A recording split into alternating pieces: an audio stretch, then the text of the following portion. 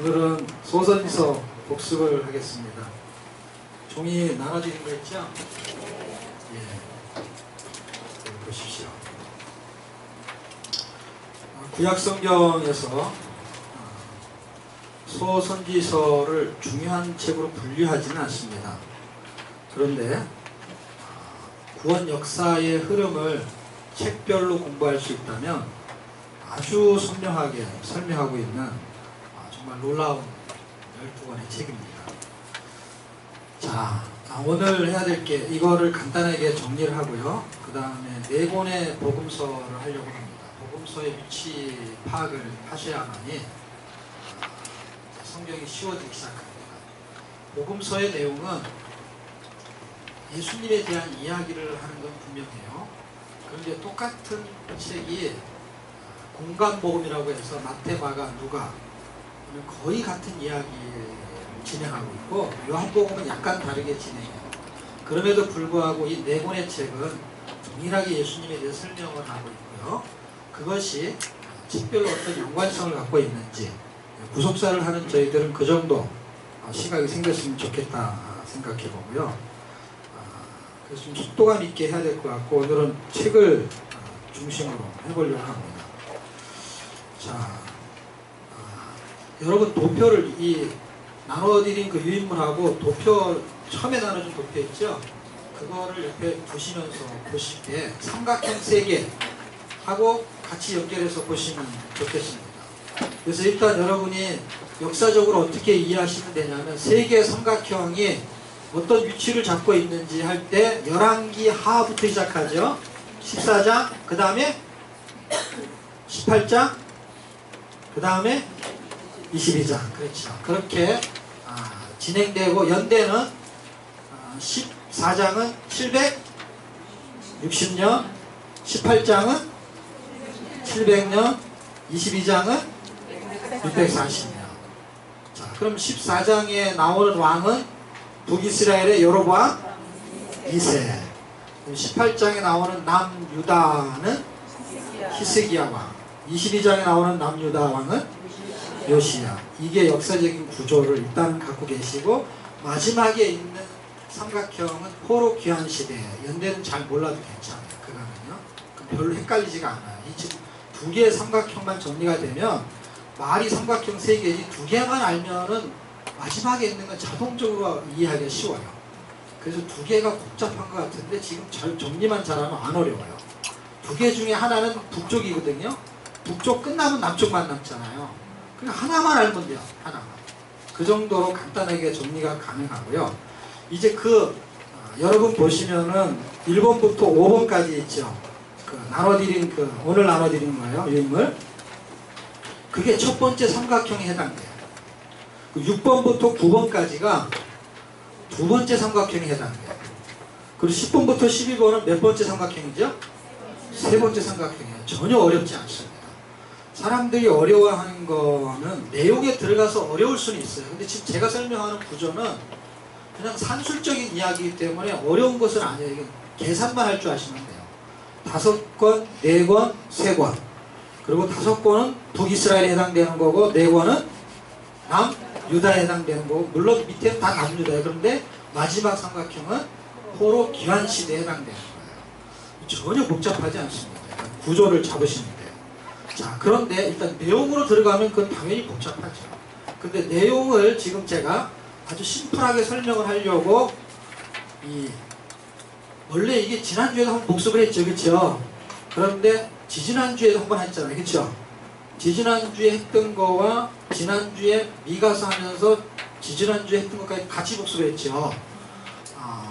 그거를 지금 오늘 한 번 더 복습하는 이유는, 구약성경이 39권 있지만 이 책이 12권에 해당되잖아요. 12권에 해당되는 책을 이해하게 되면요, 굉장히 많은 이렇게 정리가 된 느낌을 가질 수가 있어요. 권수가 많기 때문에 권수로 일단은 정리가 가능합니다. 자, 첫 번째 삼각형의 아주 중요한 개념을 먼저 정리하셔야 돼요. 첫 번째 중요한 단어의 개념은요, 5권은 구원이라는 거예요. 구원. 그거를 인식하세요. 동그라미를 치든지 구원이라고 쓰든지 구원. 첫 번째 삼각형은 뭐라고요? 구원이요. 구원. 이거를 놓치시면 안 돼요. 두 번째 삼각형은 뭐겠어요? 복음이라고 생각하시죠. 복음이에요. 세 번째 삼각형은요? 성전입니다.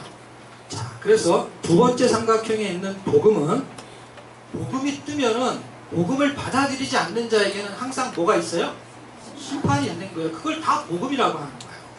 하나님이 말씀하시는 걸 듣지 않는 자에게는 심판이 있는 거고, 듣는 자에게는 하나님의 구원이 발생하게 되는 것입니다. 그래서 네 권의 책이 있지만 네 권의 책이 복음과 심판을 병행해서 말하고 있는 거예요. 두 권 말했는데 뒤에 두 권은 굉장히 의미 있는 복음과 심판을 전개시켜요. 그런 의미를 일단은 세 개의 삼각형의 큰 주제를 잡았어요. 그렇죠? 첫 번째는 뭐라고요? 구원. 두 번째는 복음. 세 번째는 성경. 우리 책에도 그런 식으로 되어 있어요. 그런 식으로 거의 비슷하게 되어 있고요. 일단 이제 큰 구획을 잡았으니까 책으로 들어갈게요. 5권의 책을 외우는 방법은요, 순서만 기억하시면 되는데, 일단 대선지서 마지막 책 다니엘서를 끌고 와가지고 다니엘서의 책의 제목을 이렇게 잡았잖아요. 구원의 역사. 구원은 역사적으로 흘러가요. 그것을 다른 단어로 말하면 구속사라고 하는 거예요. 구속사를 한 단어 집어넣으면 구속 역사예요. 근데 구속은 구원이라는 단어랑 똑같아요. 구속사는 그렇게 어려운 게 아니에요. 왜냐면 단어가 틀려서 그래요. 단어의 정의가 잘 이렇게 쉽게 이해가 안 돼서 그렇고, 교회에서 구원이라는 단어를 많이 써도 구속이라는 단어를 많이 안 써서 그래요. 근데 실제 성경 읽으면 구속이라는 단어도 많이 나오거든요. 그래서 구속사라는 거는 구원사라는 뜻이고, 그것은 구원 역사를 말하는 거예요. 그런데 다니엘서는 구원 역사의 느낌을 갖고 있어요. 주제 자체가. 구원 역사는 소설에서 5권의 책에 잘 나타나 있는데, 구원 역사는 어떻게 출발하냐면 하나님의 사랑이라는 것으로 출발해요. 그래서 이거는 근거 구절이 필요할 것 같아서 제가 지난주에 불러드렸고 여기다도 적어놨어요. 그렇죠? 그래서 이거는 더 설명할 필요가 없고, 하나님의 사랑이 구원의 근거가 되는 거예요. 우리가 잘하고 잘못한 거가 구원의 근거가 아니고 하나님의 사랑이고, 이건 다른 말로 하나님의 은혜라고 말하는 거예요. 그래서 구원 역사의 출발, 그래서 구원의 근거, 붉은 글씨로 양쪽에 대가로를 쳤잖아요. 이것이 이제 5권의 책에 대한 의미적인 주제가 되는 거예요. 구원의 근거요. 그런데 요엘서가 곧바로 등장해요. 요엘서는 성령의 역사로 회개시키는 구원의 방법을 제시해요. 그리고 여러분이 이 주제를 가지고 생각하면서 요엘서 한번 읽어보세요. 읽어보시면 이 의미를 설명하고 있는 걸 확인할 수가 있고, 이것을 어디서 확증해 주냐면 사도행전에서 확증해 주죠. 주의 이름을 부르는 자는 구원을 얻으리로다 하는 이야기도 로마서에 나오죠. 그러니까 주님의 이름을 부르는 자는, 누가 주님의 이름을 불러요? 성령이 아니고서는 예수를 뭐라 할 수 없다? 주시라 할 수 없다라는 거예요. 그래서 성령이 회개시키고 주님의 이름을 부르게 만들어요. 그것이 구원의 방법이고, 여기에 대해서 좀 더 자세하게 알 수 있다면 에스겔서를 여러분이 생각해 보세요. 에스겔서만 이야기하는 건 아니지만 에스겔서를 보면 마른 뼈를 구원하고, 그렇죠? 살려내고, 그걸 살려내는 거에 아주 근본적인 반복적인 설명은 우리의 심령 속에 굳은 마음에 새 신을 부어주시고 성령을 부어주시고 그리고 새 마음을 부어주시잖아요. 그게 신약 성경으로 오면 딱 성령이잖아요. 성령을 보내셔서 우리를 구원하시겠다는 거예요. 그래서 구원의 방법이 요엘서가 됩니다. 여호와의 날과 최후의 심판의 날에 살 길은 회개이기 때문에 그렇고, 이제 누가복음을 잘 살펴보면 이런 내용들이 묻어나요.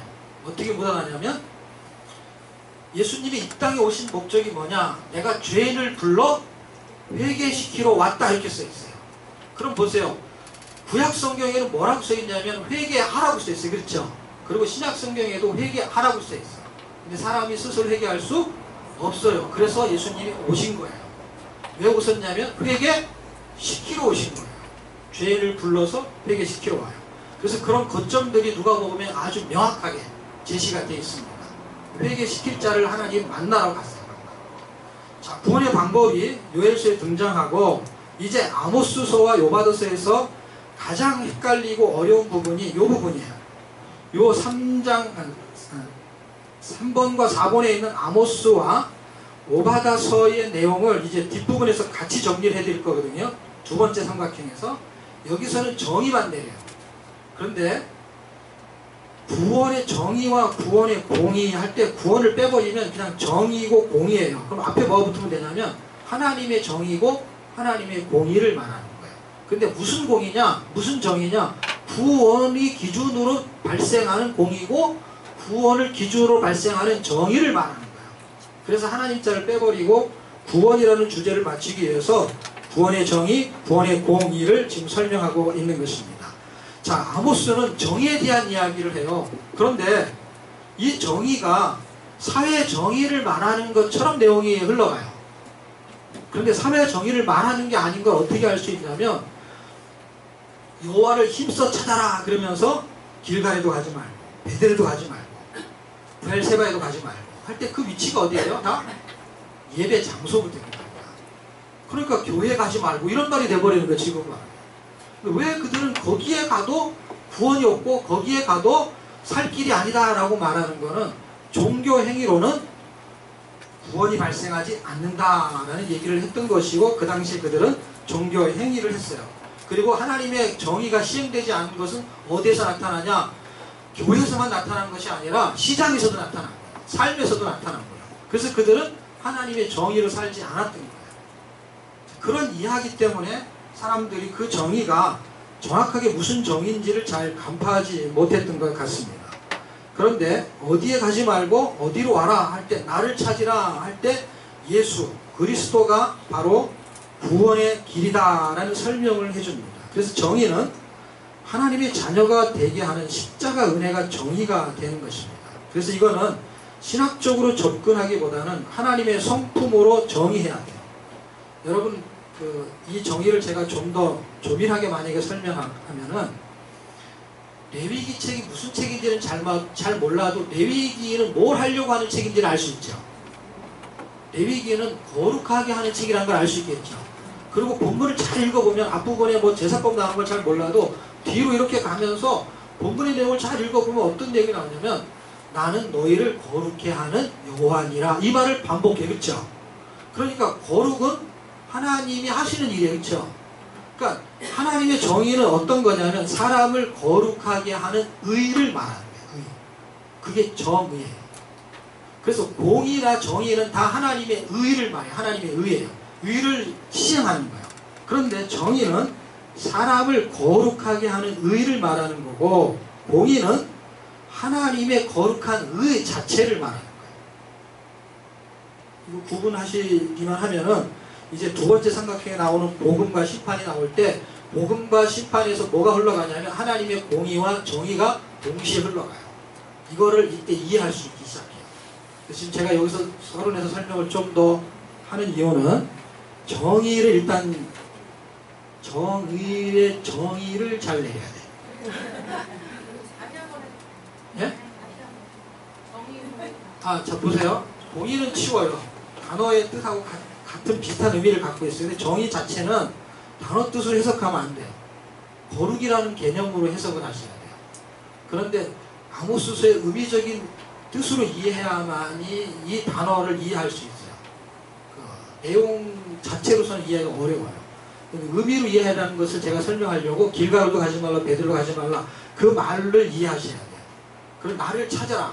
그리고 하나님 만나기를 예비하라. 아모스 4장 12절 이런 식으로 말했을 때 하나님을 만나야 된다는 이야기를 할 때 그 하나님에 만나서 거룩하게 되면은 하나님의 정의가 세워져요. 그러면 하나님의 정의로운 사람은 하나님을 찾아서 하나님으로 사는 것이 정의로운 신앙생활이고 정의로운 사회생활이고 정의로운 직장생활이라는 걸 설명하려고 하는 거예요. 그런데 이들이 정의로운 신앙생활을 못했다는 거예요. 또한 정의로운 사회생활도 못했다는 거예요. 그 하나님의 정의를 세워야 된다는 거예요. 하나님의 정의는 하나님 자체를 말하기도 하면서 그게 거룩이니까 하나님이 거룩해 하시는 것이 정의가 되는 거예요. 그래서 하나님은 이 죄인들을 거룩하게 해서 의를 만들어내고 뭐라 그러냐면 자기의 의를 세웠다 이렇게 말해요. 의로우심을 나타냈다 이렇게 말할 때 사람을 하나님의 자녀 만들고 죄인을 하나님의 자녀 만들어 놓고 뭐라 그러냐면 성경이 하나님이 자기의 의를 세웠다 이렇게 말해요. 자기의 의로우심을 나타냈다 이렇게 말한단 말이에요. 그래서 하나님의 의로우심은 사람을 거룩게 하는 의인데 그 속성이 어디에 나오냐면 레위기에 가장 많이 나온단 말이에요. 근데 레위기는 뭐예요? 사람을 거룩게 하는 거죠. 근데 그 거룩게 하려면 무슨 작업이 이루어져야 돼요? 예수 그리스도가 죽어야만이 거룩해진다. 거룩해 하시는 분에 의해서 거룩해 해줘요. 거룩해진 자, 그 진자들이 거룩하게 사는 것이 하나님의 의를 세우는 거예요. 그래서 신약성경에서 우리가 잘 아는 게 있잖아요. 너희는 하나님의 나라와 하나님의 의를 세워라 할 때 그 의는 공의와 정의를 같이 설명해야 돼요. 그런데 번역상 우리는 정의, 의롭다 할 때 여러분 로마서에도 보면은 하나님의 의 그렇게 나오지 하나님의 정의, 공의 이렇게 안 나오잖아요. 율법에 하나님의 뭐가 있어요? 하나님의 한 의 그러죠. 그 한 의가 안에는 뭐가 들어있다고요? 정의와 공의가 같이 들어있는 거예요. 왜냐하면 그게 십자가를 말하는 거예요. 하나님의 한 의는 예수님을 말하는 건데 그 예수님의 한 의가 율법이 아니고 복음이잖아요. 그분 때문에 정의가 세워진단 말이에요. 그분 때문에 공의가 세워진다는 것입니다.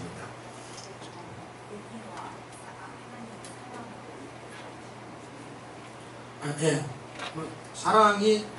사랑은 공의로 설명되면 안 되고요. 정의로 설명. 예. 정의는 사랑이라는 개념으로 이해하시면 되고 공의는 심판의 개념으로 이해하시면 돼요. 왜 심판의 개념이냐면 두 가지 성경이 아주 진짜 기가 막힌 책이에요. 단어 정리까지 기가 막혀요. 하나의 단어를 가지고 두 가지의 뜻을 항상 설명해요. 그러니까 공의는 하나님의 심판인데 공의는 심판만 있는 게 아니라 거기에는 구원도 같이 달려있어요. 왜냐하면 공의는 공정한 의를 말해요. 공정한 의는 뭐냐면요, 죄인에게는 벌을 주는 게 공정한 거야. 맞습니까? 그럼 의인에게는 뭘 줘야 돼요? 상을 줘야 되는 거예요. 그러니까 심판이라는 단어는 틀리지만 그 색깔이 어떤 색깔이 더 많이 묻어나냐면 공의는 심판을 행하는 의의 색깔이 더 많이 묻어나는 것처럼 보여요. 그리고 정의는 하나님의 사랑이 많이 묻어난단 말이에요. 하나님의 정의는 하나님이 세우시는 정인데요. 보세요. 공의가 처음부터 시행되면은요, 이 땅에 살아남을 사람은 아무도 없어요. 근데 하나님의 사랑이 떠서 하나님의 정의가 시행된다면 예수님이 죽으시면서 당신의 의를 세워요. 그게 하나님의 한 의예요. 그때 정자냐 공자냐가 같이 붙어있다는 걸 이해하셔야 돼요. 왜냐하면 예수님이 십자가에서 딱 뜨면서 나를 위해 죽으신 자는 하나님의 의가 세워져 가지고 그는 공의가 시행돼도 안 죽고 사는 거예요. 왜냐하면 죄인은 죽어야 되는데 우리는 죄인이 아닌 걸로 보시는 거예요. 십자가의 피 때문에. 그래서 이게 두 개가 맞물려 있는 거예요. 맞물려 있는 것을 이해하셔야 되는 거예요. 제가 지금 이것을 왜 자꾸 이해시키려고 하냐면 신약시대 때 와서도 사실은 이 내용이 숨겨져 있이 움직이는 거예요. 우리는 이거를 그냥 복음, 사랑으로 그냥 생각하지만 복음 안에는 공의와 정의가 항상 들어있는 거거든요. 그런데 지금 구약성경에서 그것을 정의를 내려주고 있습니다. 자, 그래서 공의는 하나님의 거룩한 의예요. 이걸 설명할게요. 하나님의 뭐라고요? 거룩한 의. 하나님의 성품으로 이해하셔야 돼요. 지금 이거를 신학적으로 이해하시지 말고 하나님의 성품은 하나님은 거룩하신 분이야. 그렇기 때문에 하나님의 거룩한 의를 갖고 있기 때문에 죄는 진노하고 벌을 줄 수밖에 없는 성품이에요. 죄에 대한 거는. 그리고 하나님이 거룩하시기 때문에 의에 대한 거에서는 하나님이 그것을 의롭게 나타났어요. 그런데 공의는 하나님의 거룩한 의예요. 그런데 하나님의 사랑이 어떻게 나타나냐면 죄인을 살리기 위해서는 당신이 대신 죽으시는 것이 공의가 되는 거예요. 공의와 정의를 동시에 시행하는 정의가 되는 거예요. 헷갈립니까? 여기서 더 시간을 허비할 수 없이 일단은 그냥 지나갈게요. 하나님은, 자 보세요. 하나님은 예수님을 통해서 하나님의 의를 세워요. 이건 알겠죠? 이게 공일까요, 정일까요, 그러면? 공존하지만 앞에 있는 대명사를 일단 정이죠. 하나님은 예수님을 통해서 하나님의 의를 세운다는 것은 죄인을 죽을 자를 대신 살려내는 거니까 공의가 아니고는 정의가 되는 거예요. 그래서 심판할 때는 공의가 뜨는 거고요. 그럼 사람은 예수로 살아서 하나님의 의를 세우는 거예요. 지금 이것을 왜 알아야 되냐면 우리에게 하나님 요구하시는 게 뭐냐면 너희는 하나님의 나라와 의를 구하라 그랬는데 그게 뭔지를 모른단 말이에요. 사람들이 이걸 알아야 된단 말이에요. 왜냐하면 이게 어떻게 해서 우리에게 의가 흘러 들어왔는지를 알아야 된단 말이에요. 그래서 하나님은 예수님을 죽으셔가지고 하나님의 의를 세우는데 그게 정의예요. 그래서 우리가 하나님의 의가 돼버린 거예요. 그래서 그 때문에 우리를 의인이라고 부르는 거예요. 우리가 잘한 게 아무것도 없는 건데. 그런데 사람한테 하나님이 요구하시는 게 있어요. 의롭게 살으라는 거잖아요. 정의롭게 살으라는 거예요. 그게 무슨 말이에요? 예수로 살으라는 말이란 말이에요. 예수로 우리는 어떻게 됐다는 거예요? 의가 생겼다는 거예요. 의가. 그러니까 그 의로 살으라는 거예요. 그러니까 내가 사는 게 아니고 의가 살아줘야 되는 거예요. 그 정의가. 그런데 아모스에서는 그 의가 살지 못했다는 거예요. 형식적인 신앙생활을 했다는 거예요. 이것이 지금 우리에게 압박을 하고 있는 거예요. 지금 성경은 계속해서 구약이든 신약이든 하나님의 정의를 시행하라는 거예요. 하나님의 의를 시행하라는 것입니다. 그게 내가 죽고 예수가 사는 걸 설명하고 있는 것입니다. 그래서 로마서에는 죄에 대해 죽고 의에 대해서 사는 성품을 설명하고 있는 것입니다. 그래서 그것이 공의가 흘러가는 거예요. 고바더스의 그 구원의 공의는 에돔에게 대한 심판을 표현하시는 거잖아요. 하나님의 진노의 심판이 구원의 공의죠. 공의는 상벌에 대한 공평한 판결로 의인에게는 안식의 공의와 죄인에게는 심판의 공의가 흘러가게 됩니다. 자, 이것을 이제는 설명하기 위해서 구원의 역사는 구원의 사랑이라는 근거를 통해서 하나님이 성령을 보내셔서 우리를 회개시켜서 구원하세요. 그리고 그것이 나타나는 현상은 정의와 공의는 이제 현상이 이거는 그렇게 어차피 몰라도 괜찮아요. 왜냐하면 앞에 있는 하나님 은혜 때문에 구원해. 정의인지 공의인지 모르게 우리는 그냥 구원을 받아버렸어요. 공부를 하다 보니까 이름이 정의고 공이다 이 말이에요. 그것이 정말로 그렇게 구원의 정의가 정말 흘러갈 수 있냐, 악한 니느웨 백성이 어떻게 예수 믿고 구원받을 수 있냐를 표적으로 등장시키기 위해서 이걸 복음서에서 어떻게 끌고 오냐면 이 세대가 지금 니느웨보다도 더 악한 세대라는 거예요. 니느웨에서 요나를 보내서 그들을 구원시킨 사람보다 훨씬 큰 자인 예수님이 왔는데도 회개하지 않는 거예요. 그 당시 사람들은 회개했는데 지금 이 백성은 회개하지 않는다는 거예요. 이 악독한 세상의 사람들. 그걸 대비되게 설명을 하는 것이 그 당시 시대적인 상황이었어요. 왜냐하면 아모스하고 호세아 선지자가 이스라엘 백성에게 복음을 전했잖아요. 동일한 복음을. 그럼에도 불구하고 그들은 돌아오지 않았지만 사실밖에 남지 않았다고 말하는 그 니느웨 성읍 사람들은 회개하고 돌아오게 되는 거예요. 그래서 회개라는 단어를 절대 빼먹지 않는다는 걸 기억하셔야 돼요. 어디서 빼먹지 않냐면 이 내용을 그대로 갖고 와가지고 마태복음에 예수님이 요나의 표적의 비유를 들 때 니느웨 백성이 뭐 했다 그래요? 회개했다는 거예요. 그러니까 요나서에서 찾지 않아도요, 지금 그들은 예수 그리스도의 표적인 요나를 보고 그들은 회개하고 그들은 구원을 받았다라는 것을 설명하고 있는 거예요. 그것을 예수님이 확증하고 있습니다. 그래서 요나서의 그 사건은 구원의 표적이고 예수님이 그렇게 말씀하고 계십니다. 자, 요나가 물속의 뱃속에 3일간 지낸 표적은 예수님의 구속사 표적이에요. 이것을 구원이라고 말해요. 동시에 나는 죽었고 예수로 사는 성도의 표적이기도 합니다. 왜냐하면 우리도 그렇게 예수님과 같이 죽은 존재니까. 에스겔에서 여러분 마른 뼈 이야기 잘 아시죠? 마른 뼈가 살아난 건데 어떻게 살아난 거냐면 죽은 자가 살아난 거겠죠. 근데 예수님이 죽을 때 우리도 같이 죽었다고 갈라디아 설명하죠. 십자가에서 못 박혀 죽었다. 2장 20절에도 말하고 4장에도 말하고 5장에도 말해요. 그러면 우리는 십자가에서 예수님과 같이 죽었어요. 죽고 나서 예수님을 어디에 묻히시죠? 무덤에 묻히죠.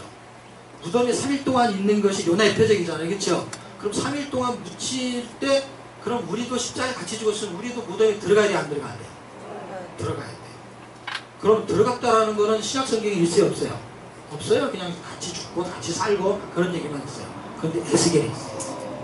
에스겔에 마른 뼈만 있는 게 아니고요. 에스겔 30장에 마른 뼈를 쭉 하다가 그 마른 뼈가 살아났다는 얘기는 죽은 게 살아났다는 거 아니에요? 그렇죠?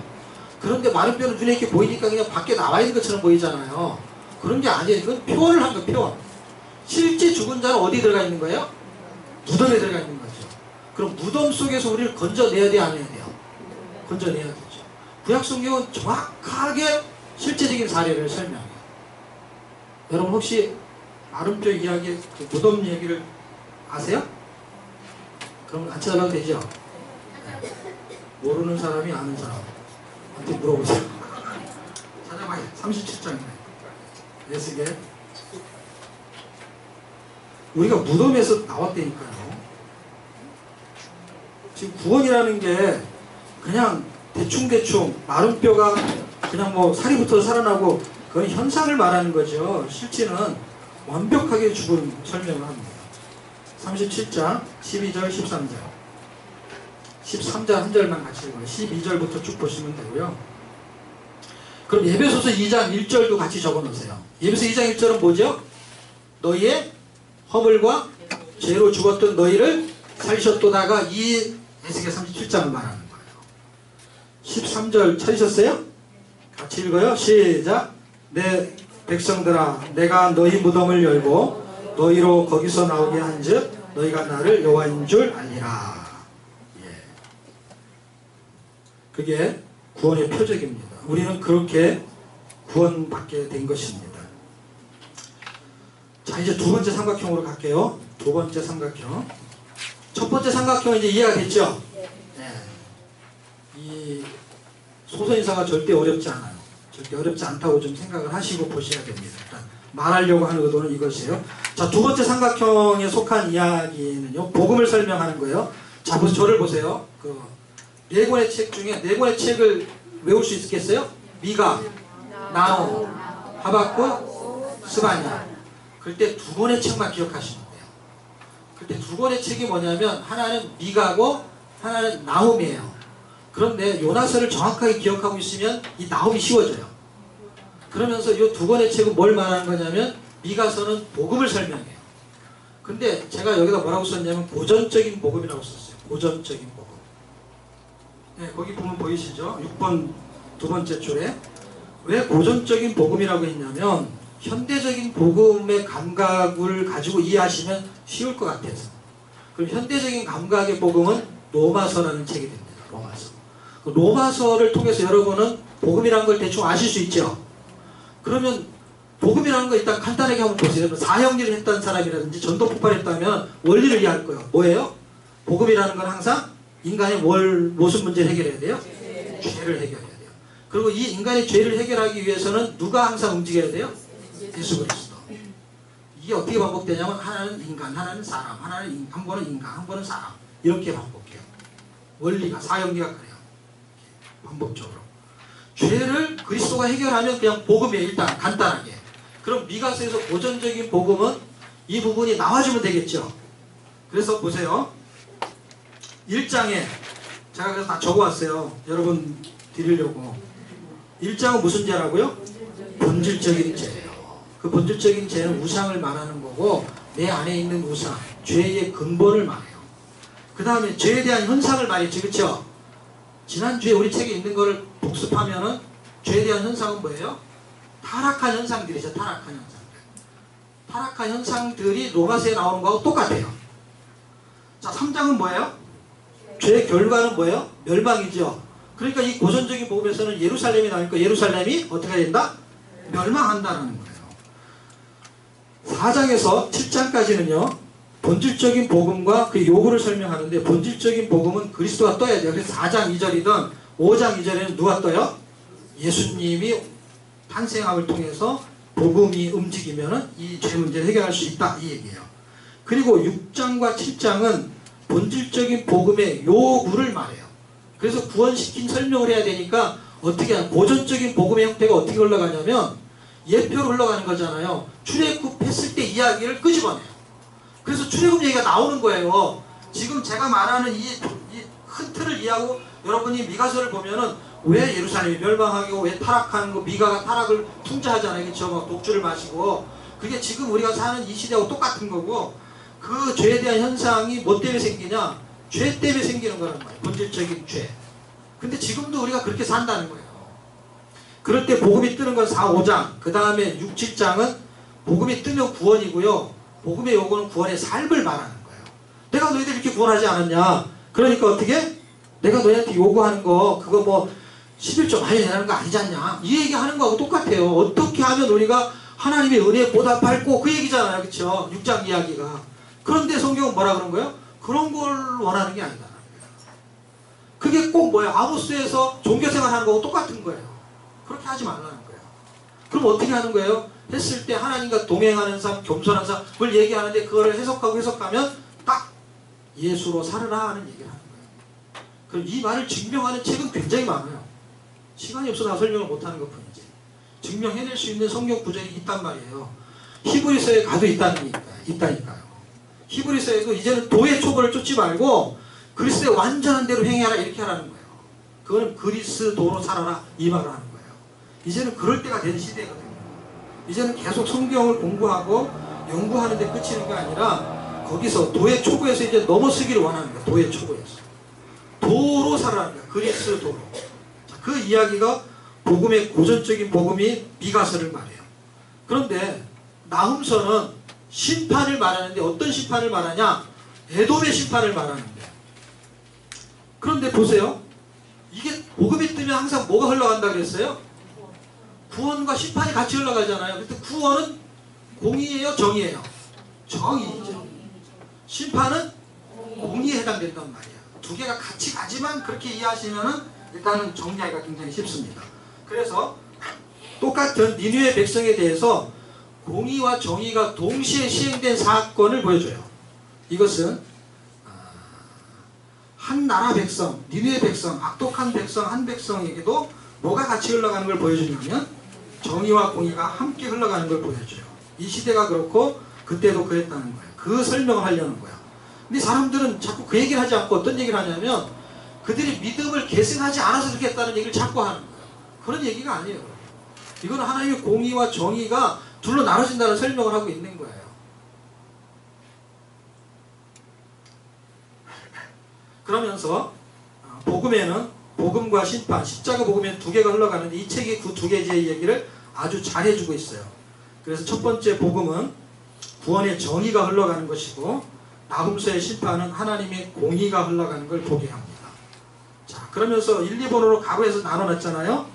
나훔서는 하나님의 공의는 피할 수 없는 하나님의 심판이에요. 하나님의 공의는 절대로 피할 수 없어요. 그래서 심판의 표적으로 보여주는 거고요. 요나서는 하나님의 정의로 피할 수 없는 하나님의 사랑이에요. 그래서 제가 예를 하나 들었잖아요. 우리가 하나님의 사랑을 피할 수 없게 받아버렸어요. 사실 우리는 많이 피했잖아요. 그동안. 피해 다녔잖아요. 계속 피하면 무슨 일이 벌어질 줄 아세요? 피해를 봐. 피해를 안 보려면 그만 피해야 돼. 그러다가 아무리 뭐 지하실에 숨어 있어도요 찾아와요. 말씀이 나요. 그래서 나를 구원시켜요. 그때 드렸던 도전이 이거잖아요. 피할 수 없는 사랑을 받아서 구원받는 우리가 하나님의 요구가 있단 말이에요. 천천의 수양과 만만의 기름으로 하나님께 드리는 게 아니고 나의 어떤 부속물을 드리는 게 아니라 나 존재를 하나님 받기를 원하세요. 11조의 일부분을 원하는 게 아니라 11조를 내는 나를 드리기를 원하세요. 그래서 우리가 성경이 원수를 사랑하십시오, 용서하십시오 라고 하는 하나님의 말씀도 사실 우리는 많이 피해왔잖아요. 그런데 피할 수 없는 하나님의 사랑을 우리가 느끼면 느끼는 만큼 하나님의 말씀도 피할 수가 없다는 걸 깨닫게 될 것입니다. 아, 이거는 용서하고 살 수밖에 없구나 하는 것을 알게 될 것입니다. 자, 그게 나훔서의 이야기로 설명을 했고요. 하박국과 스바냐는 두 개의 이야기를 반복하고 있는 거예요. 어떻게 반복하냐면 하박국서는 복음을 설명하는데 의인이 믿음으로 사는 복음을 설명해요. 그래서 그 세 가지를 로마서와 갈라디아서와 히브리서에서 제가 복음의 정의와 복음의 변증을 하고 복음의 인내를 설명했어요. 그래서 예수 믿으면 구원받는다는 정의를 내려주고 로마서는, 그리고 갈라디아서는 그것은 예수로 살아가는 말이다. 그리고 히브리서에서는 그것이 인내하며 살아가는 얘기다. 왜냐하면 믿음으로 사는데 우리에게 믿음으로 사는 과정 속에서는 인내하지 않으면 살 수가 없어요. 왜냐하면 환난과 이상한 사건들이 너무 많이 나타나기 때문에. 누가 생각해도요, 어떤 사람에게 말해도 용서할 수 없는 사건이 벌어지고 이해할 수 없는 사건이 벌어져.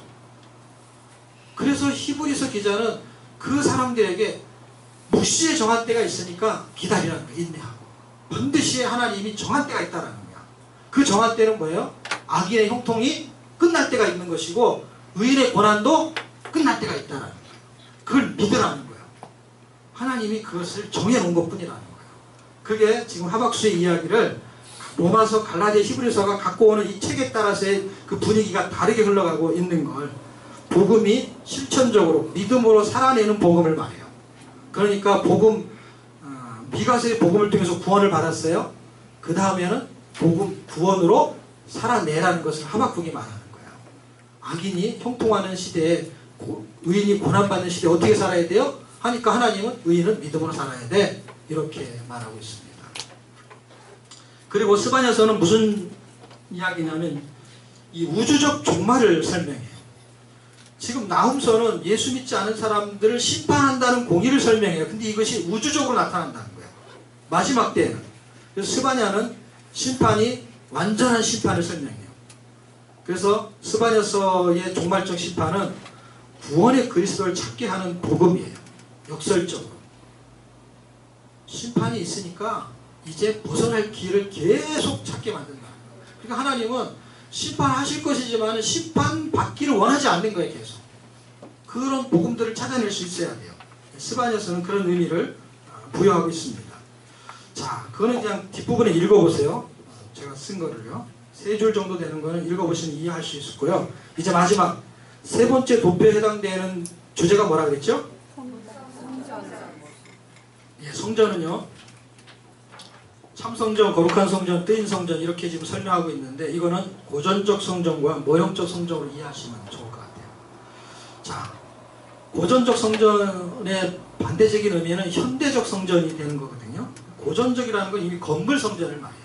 그 건물 성전을 현대적인 성전으로 풀어내는 거는 현대식으로 지었다 이 말이 아니라 고전과 현대의 의미를 아시기 때문에 단어만 그렇게 펼쳐놓은 거예요. 바울이라는 사람이 고린도서 3장 16절에 우리를 성전이라고 설명해요. 그렇죠? 그걸 제가 현대적인 성전이다 라고 생각하는 거예요. 그런데 모형적 성전을요, 실체적 성전으로 풀어내는 분이 있는데 그분이 예수님이에요. 성전이 왜 지금 학개서가 성전을 짓잖아요. 스가랴서가. 제가 이것을 의미를 설명하고 있잖아요. 이건 참성전을 말하는 거고 이건 예수님으로 세워지는 거룩한 성전을 말하는 거라고 지금 설명했잖아요. 지난주에. 그것을 누가 입증하냐면 하나는 바울이 입증하고 하나는 누가 입증한다고요? 예수님이 입증한단 말이에요. 요한복음 2장 21절에 헤롯성전을 뭐라 그래요?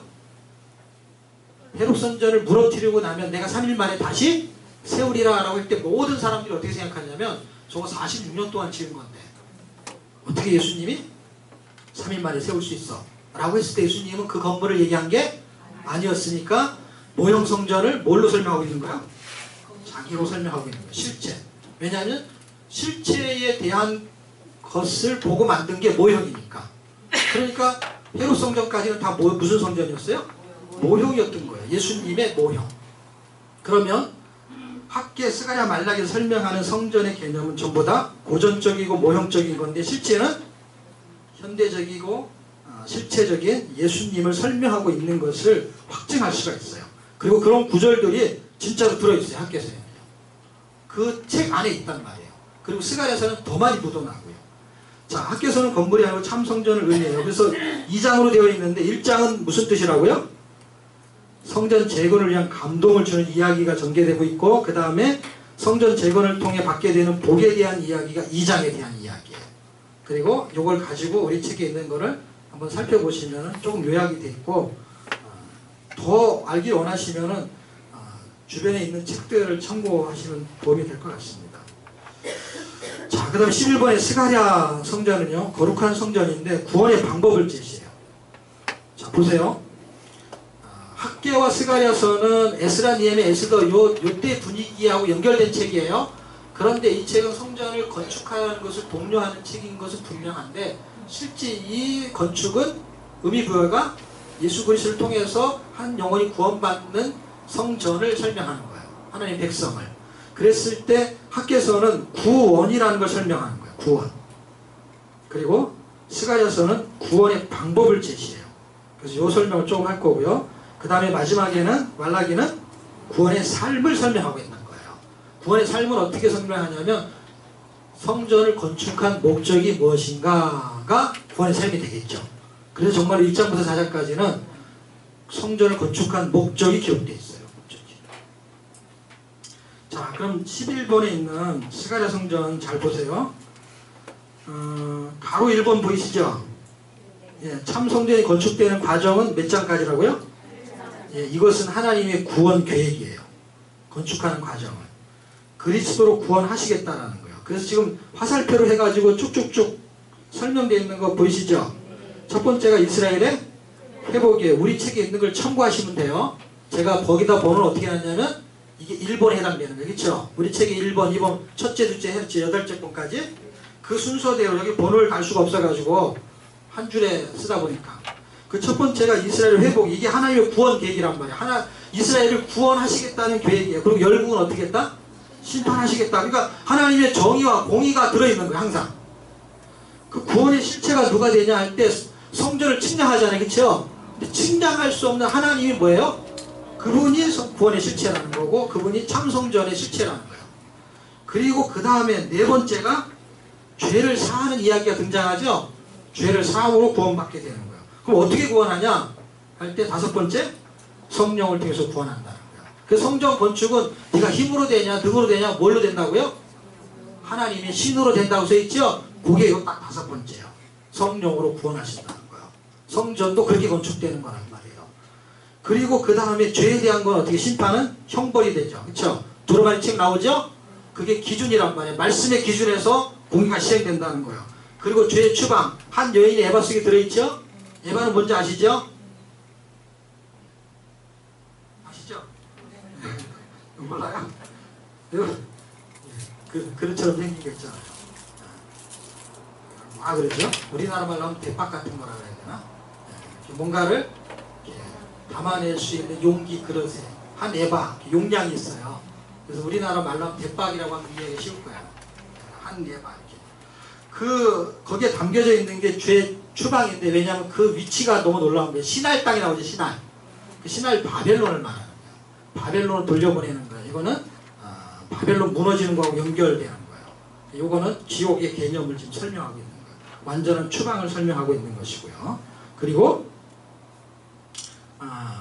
여덟 번째는 결국 세계 선교로 연결되는 동서남북이 나오거든요. 이때는 동서남북에 있는 자기 백성을 다 구원해내겠다는 거예요. 이게 세계 선교를 말하는 거예요. 누가 그렇게 하냐? 그리스도가 하겠다라고 해가지고 거기에 대세상 요새에게 관을 씌우죠. 그것이 그리스도를 상징하는 거예요. 그리스도가 그렇게 하겠다. 여기까지가 뭐라고요? 하나님의 구원 계획인데 이걸 성전을 건축하니까 성전을 건축하는 뭐라고요? 과정이 되는 거예요. 그러면 이렇게 그리스도를 구원하니까 그리스도가 떠야 되죠. 그 다음에 9장서부터는 그리스도가 뜨잖아요. 이것이 단순한 성전 건축이 아닌 거예요. 잘 보세요. 이거는 지금 신약시대에 나타날 예수로 구원시키는 것을 설명하고 있는 거예요. 하나님의 구원계획, 그 다음에 구원계획이 누구라고요? 예수님. 어떻게 구원해요? 당신이 은 30년에 팔려가지고 하는 이야기를 다 쓰잖아요. 그 다음에 9장 9절 같은 경우에는 나귀를 타고 가는 모습까지 보여주잖아요. 그런 이야기를 쭉 서술해가지고 예수님이 재림하시고 통치하실 것까지를 14장까지 전개시키고 있어요. 그렇게 요약된 것이 우리 책에 되어 있고 제가 여러분에게 이렇게 프린트물로 나눠드리게 된 것입니다. 자, 스가랴가만 정리가 되면은 사실은 소서인서 12권 정리가 굉장히 쉽습니다. 왜냐하면 이 스가랴서를 가장 어렵게 생각하거든요. 근데 이게 가장 쉬운 거거든요. 왜냐하면 예수님을 설명하는 게 너무 명확하잖아요. 예수님을 명확하게 설명하는 것이 가장 쉬운 걸로 이해해야죠. 그리고 말라기 성전은 뜨인 성전, 뜨인애로 설명하는데 구원의 삶을 알게 하는 거예요. 참성전은 학개서는 구원을 설명하고요. 스가랴서는 구원의 방법을 제시하고요. 그리고 말라기서는 구원의 삶을 알게 하는 거예요. 이렇게 사는 게 구원의 삶이라는 거예요. 예배자로 사는 것이고요. 율법을 준수하지 않았을 그 당시에 성전이 건축된 거는요. 성전 안에서 예배로 살고 세계명의 삶을 살아야 되는 거예요. 그리고 그의 존재가 하나님의 자녀라는 존재라는 것을 이해하라고 11조 얘기를 하는 것이죠. 11조를 하라는 얘기가 아니에요, 여러분. 11조를 하지 않았던 것을 뭘로 설명하냐면 누구 걸 도둑질했다 그래요? 하나님의 것을 도둑질했다고 말해요. 왜? 11조는 누구 거니까? 그럼 11분의 9는 누구 거죠? 그러면은 보세요. 로마서 1장 6절을 혹시 기억하세요?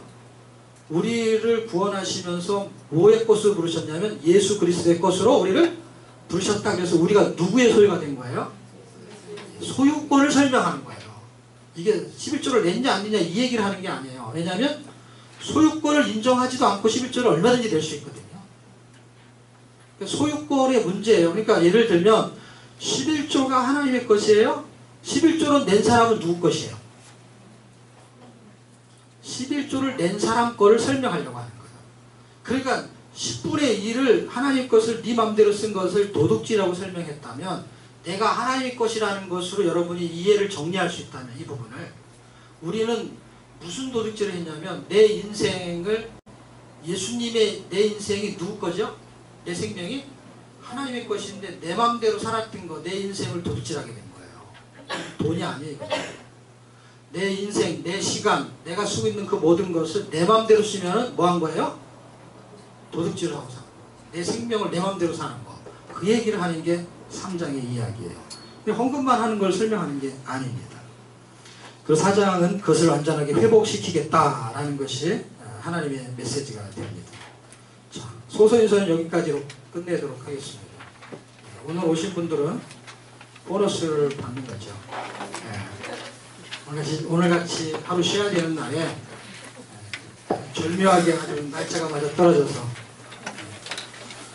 복음서 정리하는 거는 사복음서가 어떻게 위치했는지를 잡으면 정리가 가능해요. 근데 지금 이 소서인서는 한 번 들어갖고 정리가 안 되는데 지금 우리가 몇 번 들은 거예요? 3번 들은 거예요. 30째. 여러분이 충분히 정리가 있겠죠? 아직도 어려워요? 굉장히 쉽죠. 너무너무 쉽죠.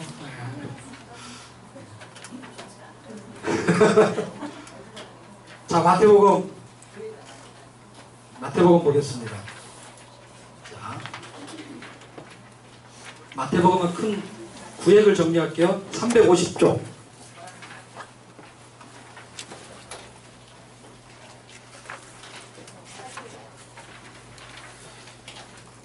마태복음은 큰 구조가 이렇게 마가복음처럼 어떻게 되어 있냐면요. 1장부터 몇 장까지죠? 10장까지죠? 10장까지는 천국복음의 뭐라고요? 총론이 되고요. 그 다음에 11장부터 마지막 장 28장까지는 천국복음의 강론이 되는 거예요. 자, 그럼 네 권의 책을 전체적으로 이해하는 걸 한번 보실래요? 자, 보세요. 마태복음은 하늘의 복음을 전하는 게 목적이에요. 근데 마가복음은요, 뭐예요? 하늘의 정보를 제공하는 거예요. 그럼 누가복음 혹시 뭘까요? 당연히 모르지. 아직 안 가르쳐줬어요. 자, 다시 해볼게요. 일단 두 권을 먼저 해요. 마태복음은 하늘의 복음을 전하는, 천국을 이제 한이라는 단어로 네 권을 다 묶어버리려고 해요. 틀린 말이 아니면 같이 가지고 가는 게 좋죠. 천국복음은, 그러니까 마태복음은 하늘의 복음을 전하는 거예요. 마가복음은 하늘의 정보를 제공하는 거예요. 누가복음은 하늘의 증인이 되라는 거예요. 하늘의 증인. 그리고 요한복음은 하늘의 생명으로 살아라는 거예요. 땅의 생명은 이제 죽었다는 거예요. 땅의 것 아니라 하늘의 것으로 전환되는. 그래서 이 네 개의 복음서를 전체 하늘로 지금 묶고 있어요. 자, 이제 외워야 되니까 보세요. 이 12권을 외우기가 좀 어려우니까 보고 하시고 네 권은 외우셔야 돼요.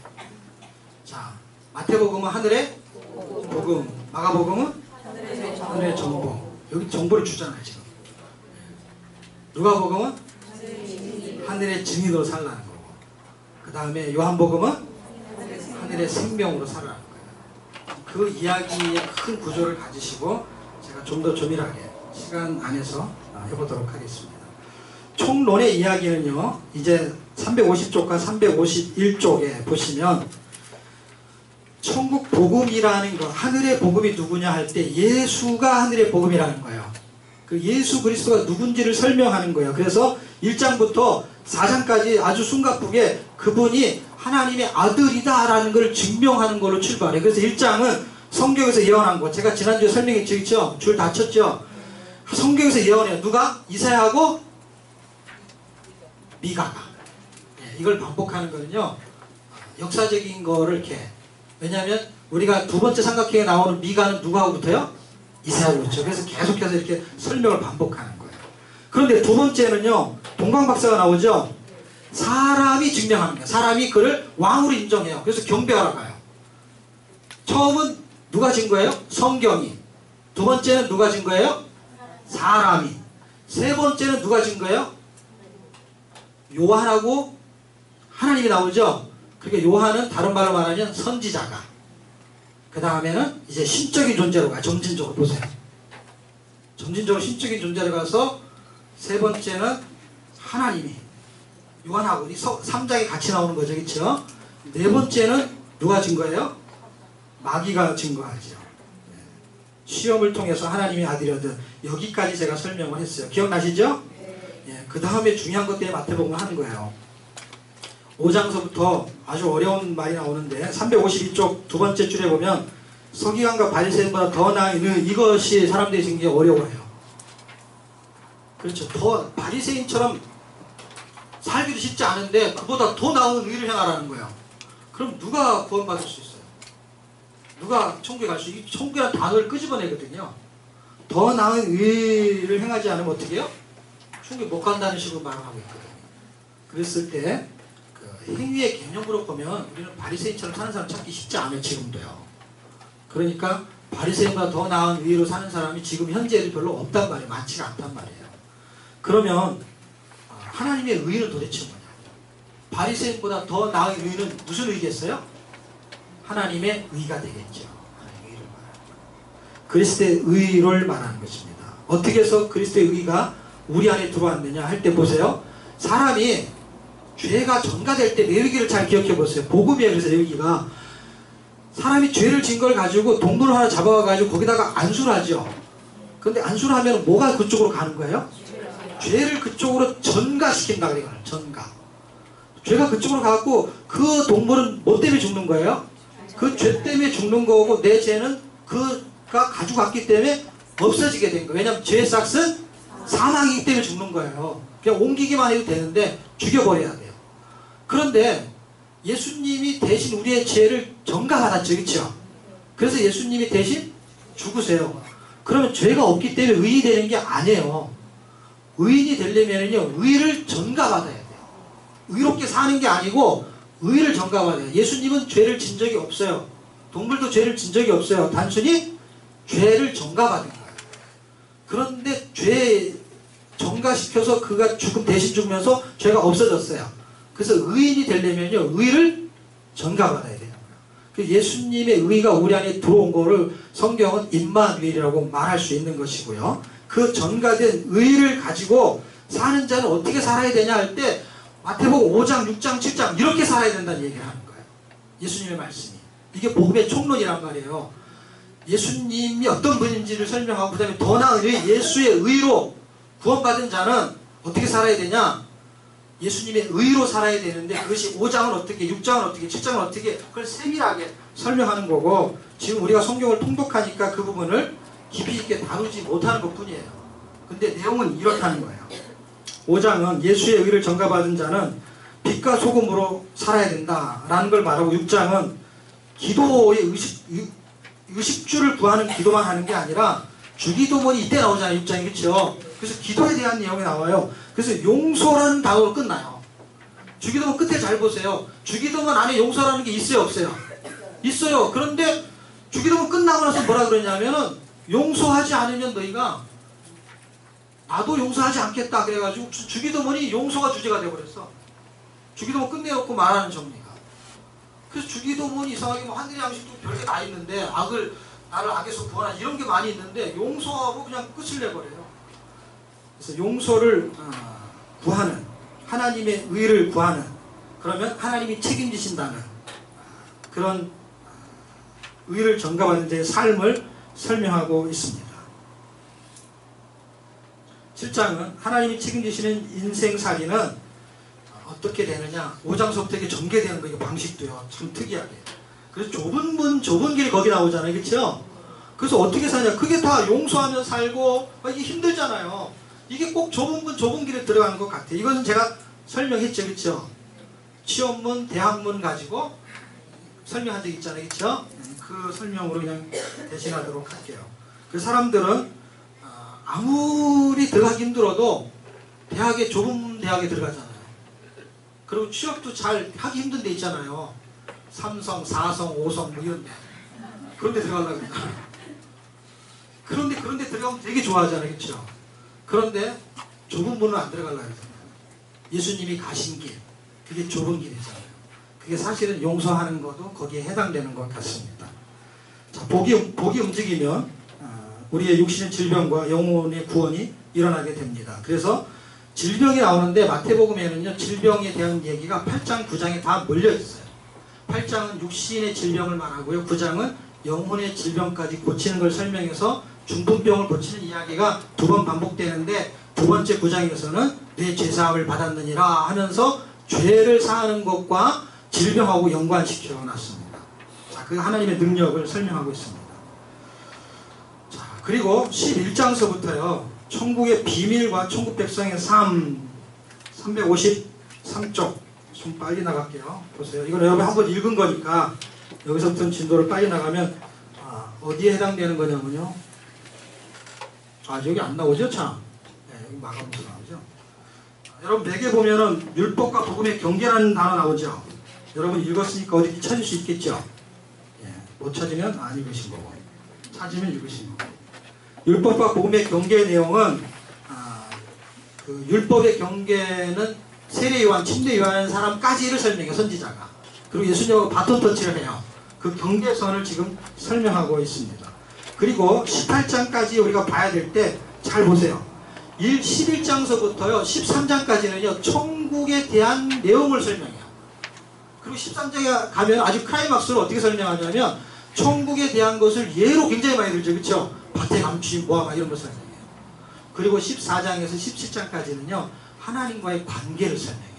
이거를 그냥 한국어로 하면 대신 관계라고 해요.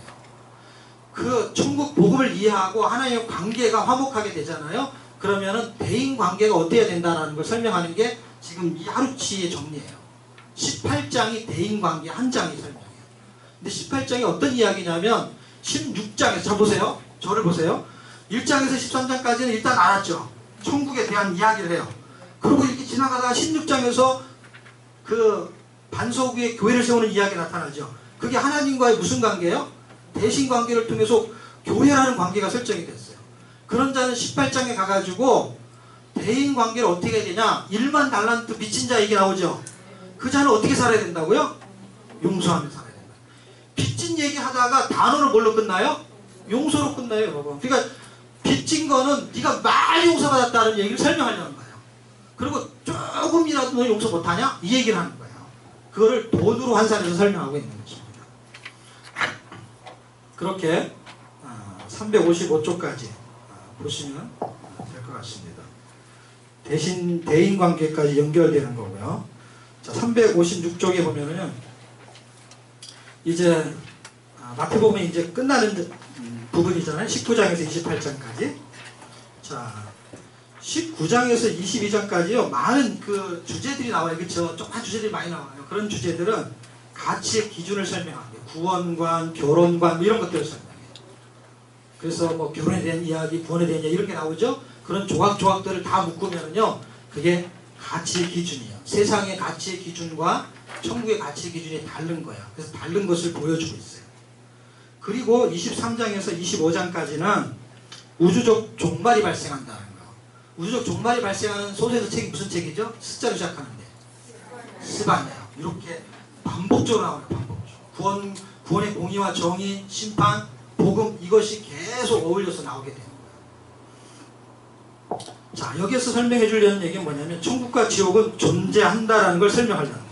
천국 복음을 전한다는 것은 천국이 있다는 거예요. 그럼 뭐도 있다는 거예요? 지옥도 있다라는 거예요. 그래서 맨 밑에 쪽에 보면은요, 이 356쪽 맥 쪽에 맨 밑에 보면 마태복음 23장 25장 그 사이에 예비된 나라를 상속받고 저도 받을 자들은 예비된 영원한 풀을 우리 들어가요. 이거는 뭘 말하는 거예요? 천국과 지옥이 있다는 걸 설명하는 거고, 마태복음 25장 46절에는 더 정확하게 예수로 사는 자, 자기로 사는 자, 영생과 영벌에 대한 설명을 해요. 말세의 대비책. 마지막 때는 어떻게 살아야 되냐? 지금이 그런 때예요. 자, 357쪽 두 단으로 나눠있죠? 왼쪽에 있는 단에 보면 첫 번째, 그리고 오른쪽에 두 번째 대비책 나오죠? 첫 번째는 깨어있으라. 결국은 세상에 빠지지 말고 깨어있는 것은 말씀에 빠지라 하는 이야기를 하는 거예요. 그게 깨어있는 것이고, 그 다음에 말세의 대비책이 될 수 있는 거예요. 그리고 두 번째는요, 충성된 종을 설명합니다. 충성된 종은 뭘 남기냐 할 때, 동물은 죽어서 뭘 남기죠? 가죽을 남기고, 사람은 이름을 남기고, 성도는 예수를 남기는 것처럼 우리는 예수를 남겨야 된다라는 이야기를 하는 것입니다. 자, 천국 복음은 그럼 어떻게 완성되는가 할 때, 그거는 성경의 구약의 약속이 현실로 나타날 때, 그래서 구약에서 예언한 대로 은 30에 팔리시고, 그리고 속전을 지불된 상태에서 그가 한 장 넘기시고요. 358쪽 십자가에서 언약의 피로 주님께서 말한 대로 새 언약으로 죽으세요. 그렇게 해서 복음을 완성시켜요. 예수님이 죽어야 복음이 완성된다 이 말이에요. 자, 여기까지 마태복음을 끝나고요. 마가복음 넘어가세요. 여러분 페이지에 364쪽 마가복음, 누가복음, 요한복음 한 다음에 마가복음 1장부터 다시 하도록 할게요. 자, 구조적 초점은 뭐라 그랬죠? 하늘의 마태복음은 하늘의 복음. 예. 자, 마가복음의 맥은요, 하늘의 정보를 주는 이유가 뭐냐 할 때 결론만 잡을게요. 예수의 제자로 살게 하는 게 목적이에요. 뭐가 목적이라고요? 예수의 제자로 살게 하는 게 목적이에요. 예. 주요 내용은요, 하늘의 정보는 도대체 무엇이냐 할 때, 하늘의 정보는 예수 그리스도가 죄를 사하는 권세가 있다 라는 걸 보여주는 거예요. 죄를 사하는 권세가 있다. 예수가 누군지를 설명하고, 그분은 죄를 해결하시는 분이다. 어떻게 죄를 해결하시냐 할 때, 자연, 영적, 물질 세 개를 지배한다는 거예요. 그래서 여러분이 성경 읽을 때요, 마가복음 읽을 때 1장, 2장, 3장, 4장 이렇게 한번 보세요. 보시면서 무슨 사건이 나오냐면, 바다에서 막 바람이 불고 풍랑이 일고 막 오병 기적을 일으키고, 그 다음에 귀신을 물리치고 하는 것이, 제가 지금 뭘로 표현하냐면, 하나는 자연세계예요. 자연세계를 사람이 거스를 수 없잖아. 쓰나미 그러면 어떻게 해요? 대피해야지. 대피 안 하면 대단한 피해를 보게 돼요.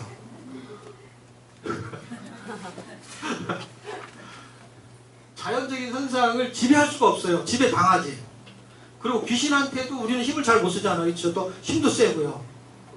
그걸 이기는 거는 예수님이 이기는 거지, 우리가 기도해도 우리가 이기는 게 아니고요. 그리고 우리는 자연 세계나 영적 세계나 물질 세계도 어때요? 그냥 먹을 게 없으면 굶어 죽잖아요. 이거를 다 지배하는 게 누구예요? 하나님 예수님이에요. 그래서 먹을 게 없으면 오비의 기적을 일으켜요. 그거를 제가 자연, 영적, 물질 세계로 그냥 큰 구획을 잡은 거예요. 자, 그런 식으로 여러분이 보시면, 하늘의 전도 방법은, 하늘의 전도 방법은 어떻게 하냐? 예수님이 대신 죽으시는 것이죠. 대속하는 거죠. 대속하는 그 은혜를 통해서만 죄사함의 권세가 일어나요. 그리고 예수님의 제자가 되는 사람은 내세의 소망을 가지고 만민에게 복음을 전파하는 것으로 결론을 날게 됩니다. 자, 누가복음을 갔네요. 누가복음 자 보세요. 365쪽 구조 초점 뭐라 그랬죠? 하늘의 증인으로 살아가기. 증인이 초점인데, 그 증인이 어떤 증인이냐? 하늘의 복음의 증인이라는 거예요. 천국의 증인, 예수의 증인, 이걸 말하는 것이죠. 자, 그 다음에 책 하나 더 넘기시면 누가복음의 맥이 나오죠.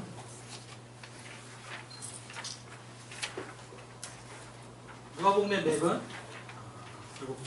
증인의 삶을 살게 하는 것, 예수를 증거하려는 게 목적이에요. 예수를 증거하는 게. 마가복음은 예수의 제자로 살게 하는 것. 그게 목적이고요. 주요 내용은요. 누가복음의 장점이 있어요.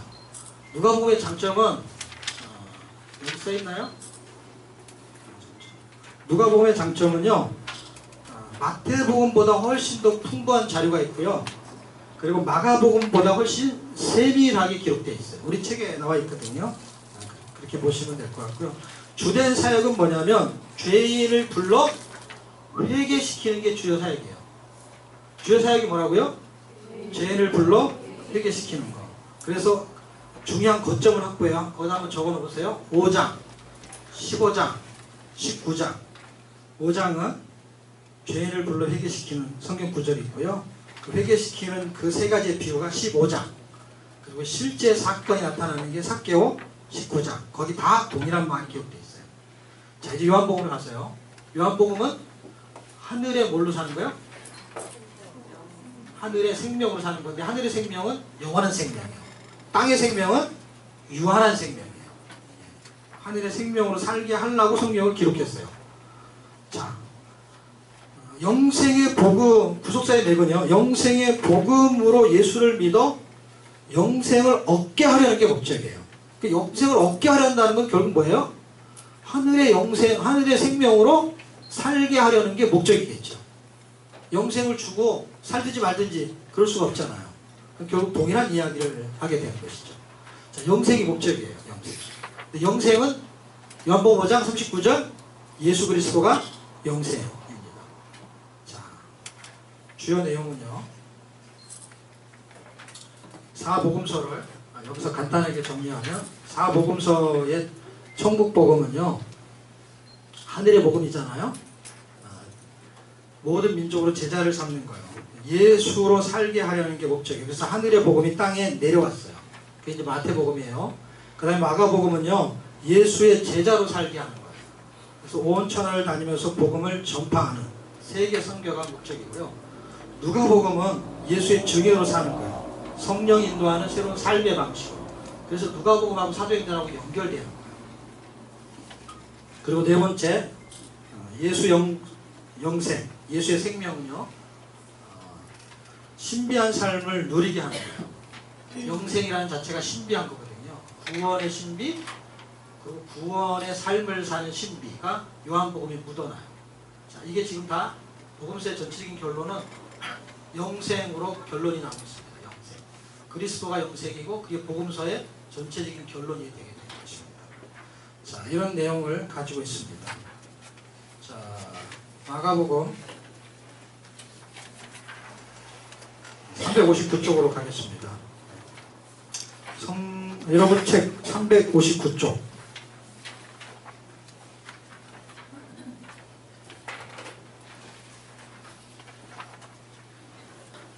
여러분이 어저께 읽었던 내용일 거예요. 1장에서 9장까지는 하늘의 정보를 말해요. 그리고 10장에서 16장까지는 제목이 혹시 뭔지 아세요?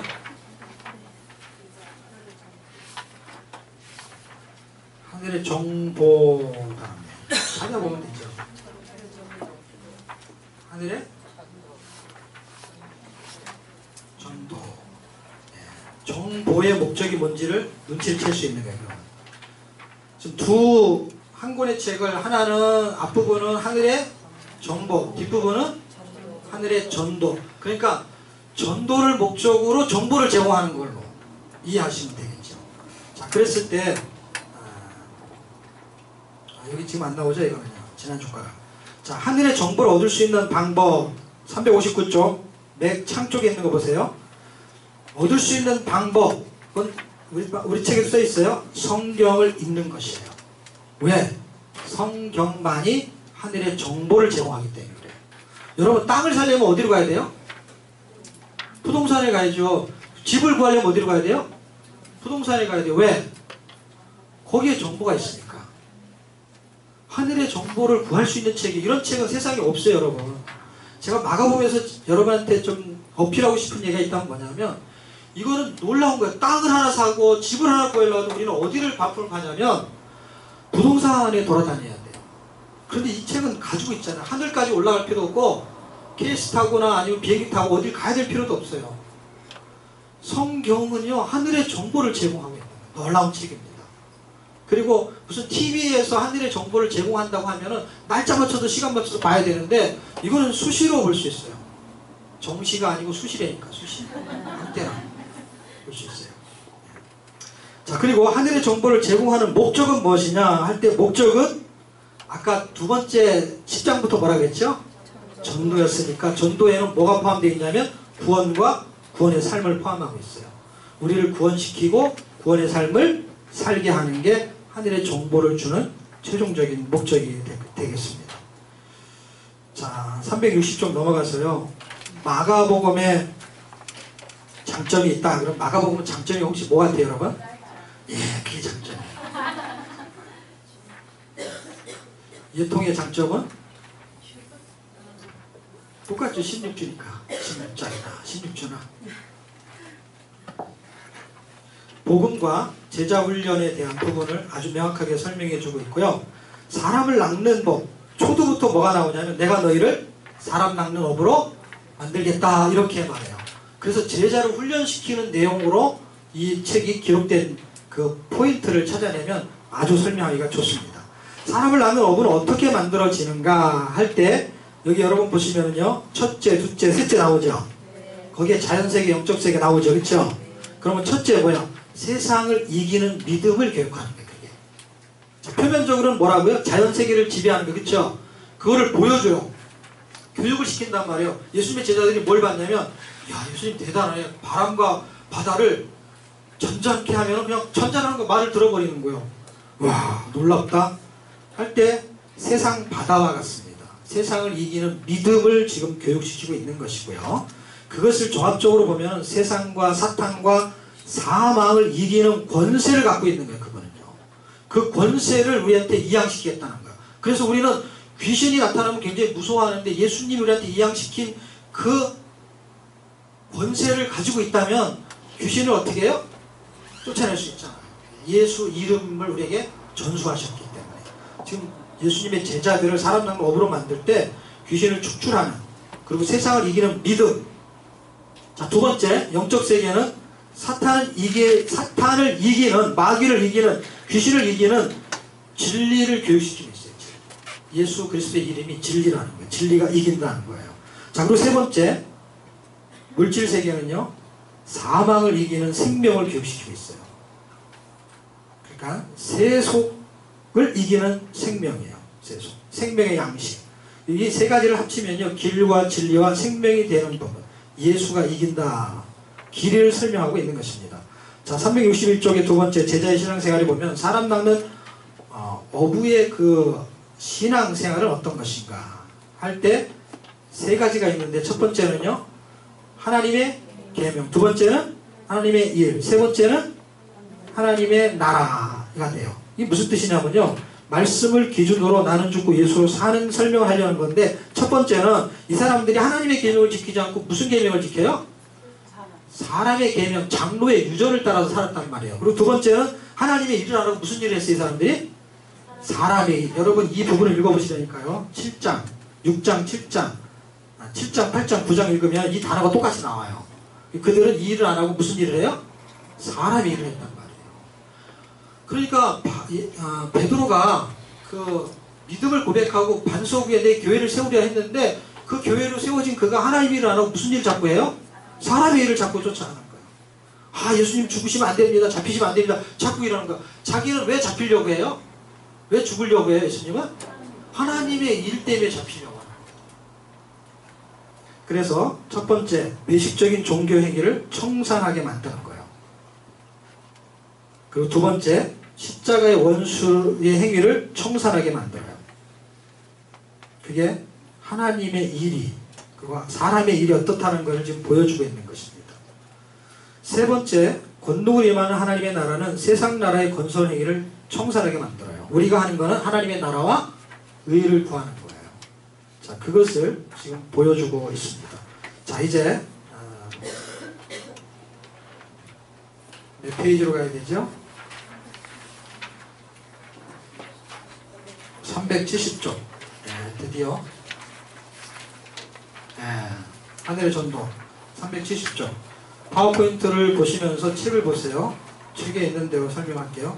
하늘의 전도 방법. 하늘의 전도 방법은 어떤 것이냐 할 때 여러분 그 창에 보면 대속의 은혜 이렇게 써 있죠.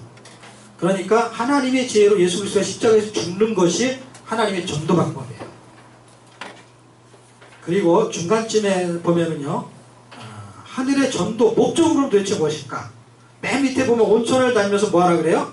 만민에게 복음을 전파하라. 그러니까 전도 방법은 예수님이 죽는 것이고 대속하시는 것이고, 전도하는 목적은 뭐라고요?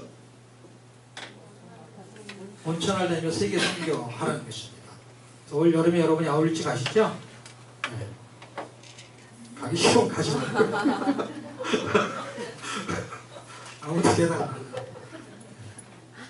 자, 구원의 방법.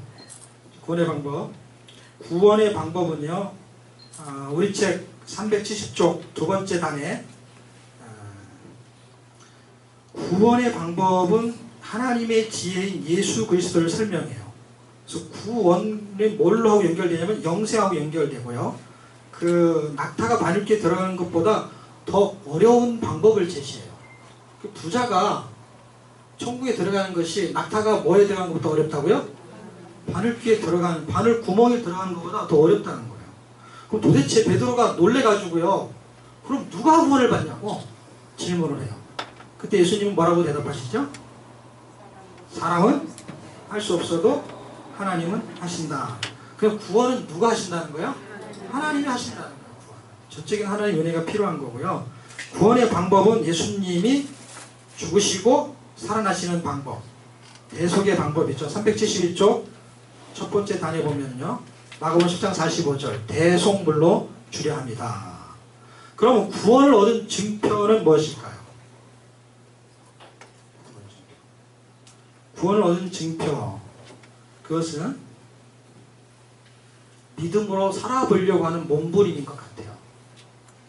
우리가 구원받은 증표가 있잖아요. 믿음으로 잘 못 살아도 구원받은 사람은 어떻게 살려고 하냐면 용서해보려고요, 몸부림을 하다가 불입절 막 생기고 부르르르 막 생기고,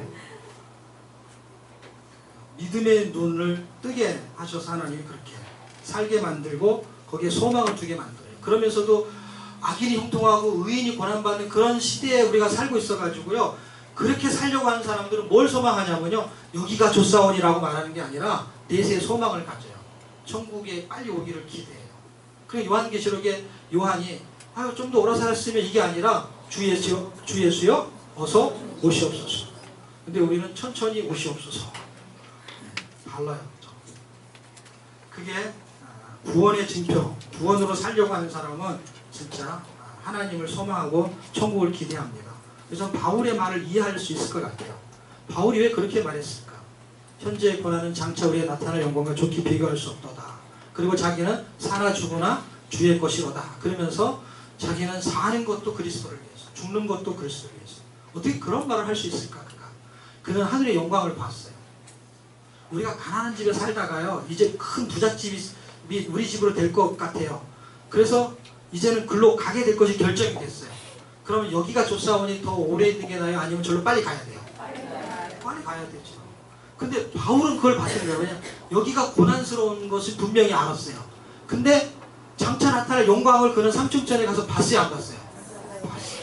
우리가 성경을 통해서 그걸 보는 눈이 열리게 된다면, 눈이 떠지게 된다면 어떤 역사가 일어날까? 할 때 여기가 좋사오니가 바뀌게 되는 거죠. 저기가 좋사오니로 보이기 시작하는 거예요. 그러면 내세에 소망을 두게 되는 자는 돈에, 세상에 자유하게 되는 것이죠. 그래서 그것을 귀하게 쓰는, 어떻게 귀하게 쓰냐? 하나님이 기뻐하시는 데 쓰게 되죠.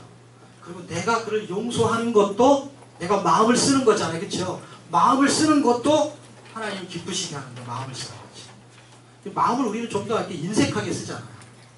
좀 더 써도 돼요, 여러분. 마음은 달아지지 않아요. 없어지지 않아요. 넓은 마음. 그것이 믿음으로 살려고 하는 구원의 징표라는 생각이 듭니다. 자, 두 번째, 하늘의 미끼. 전도를 할 때 미끼라는 단어를 썼습니다. 미끼라는 단어는 여러분 잘 아시죠? 그렇죠? 낚시할 때 떡밥을 미끼라고 하잖아요. 그래서 왜 제가 이 표현을 썼냐면 마가복음 처음 시작할 때 어떻게 시작해? 1장에서 내가 너희를 사람 낚는 어부 때문에 이 말을 쓴 거예요. 이런 말이 생각이 난 거예요. 그래서 사람을 낚으려면 어떻게 미끼가 있어야 되잖아요. 근데 그거를 고기를 낚을 때는 그물도 던지지만은 이렇게 낚시줄 할 때는 미끼를 끼잖아요.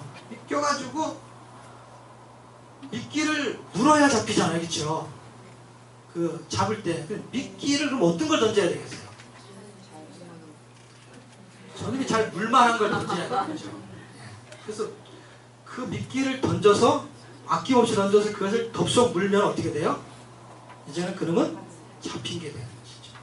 그런데 하나님이 이 땅에 오셔가지고 우리를 사람 낚는 어부로 만들다라고 하면서 지금 성경은 어떻게 보여주고 있냐면 하나님이 우리를 낚으려고 하는 거잖아요. 지금 하나님의 자녀로. 그런데 미끼가 누구예요?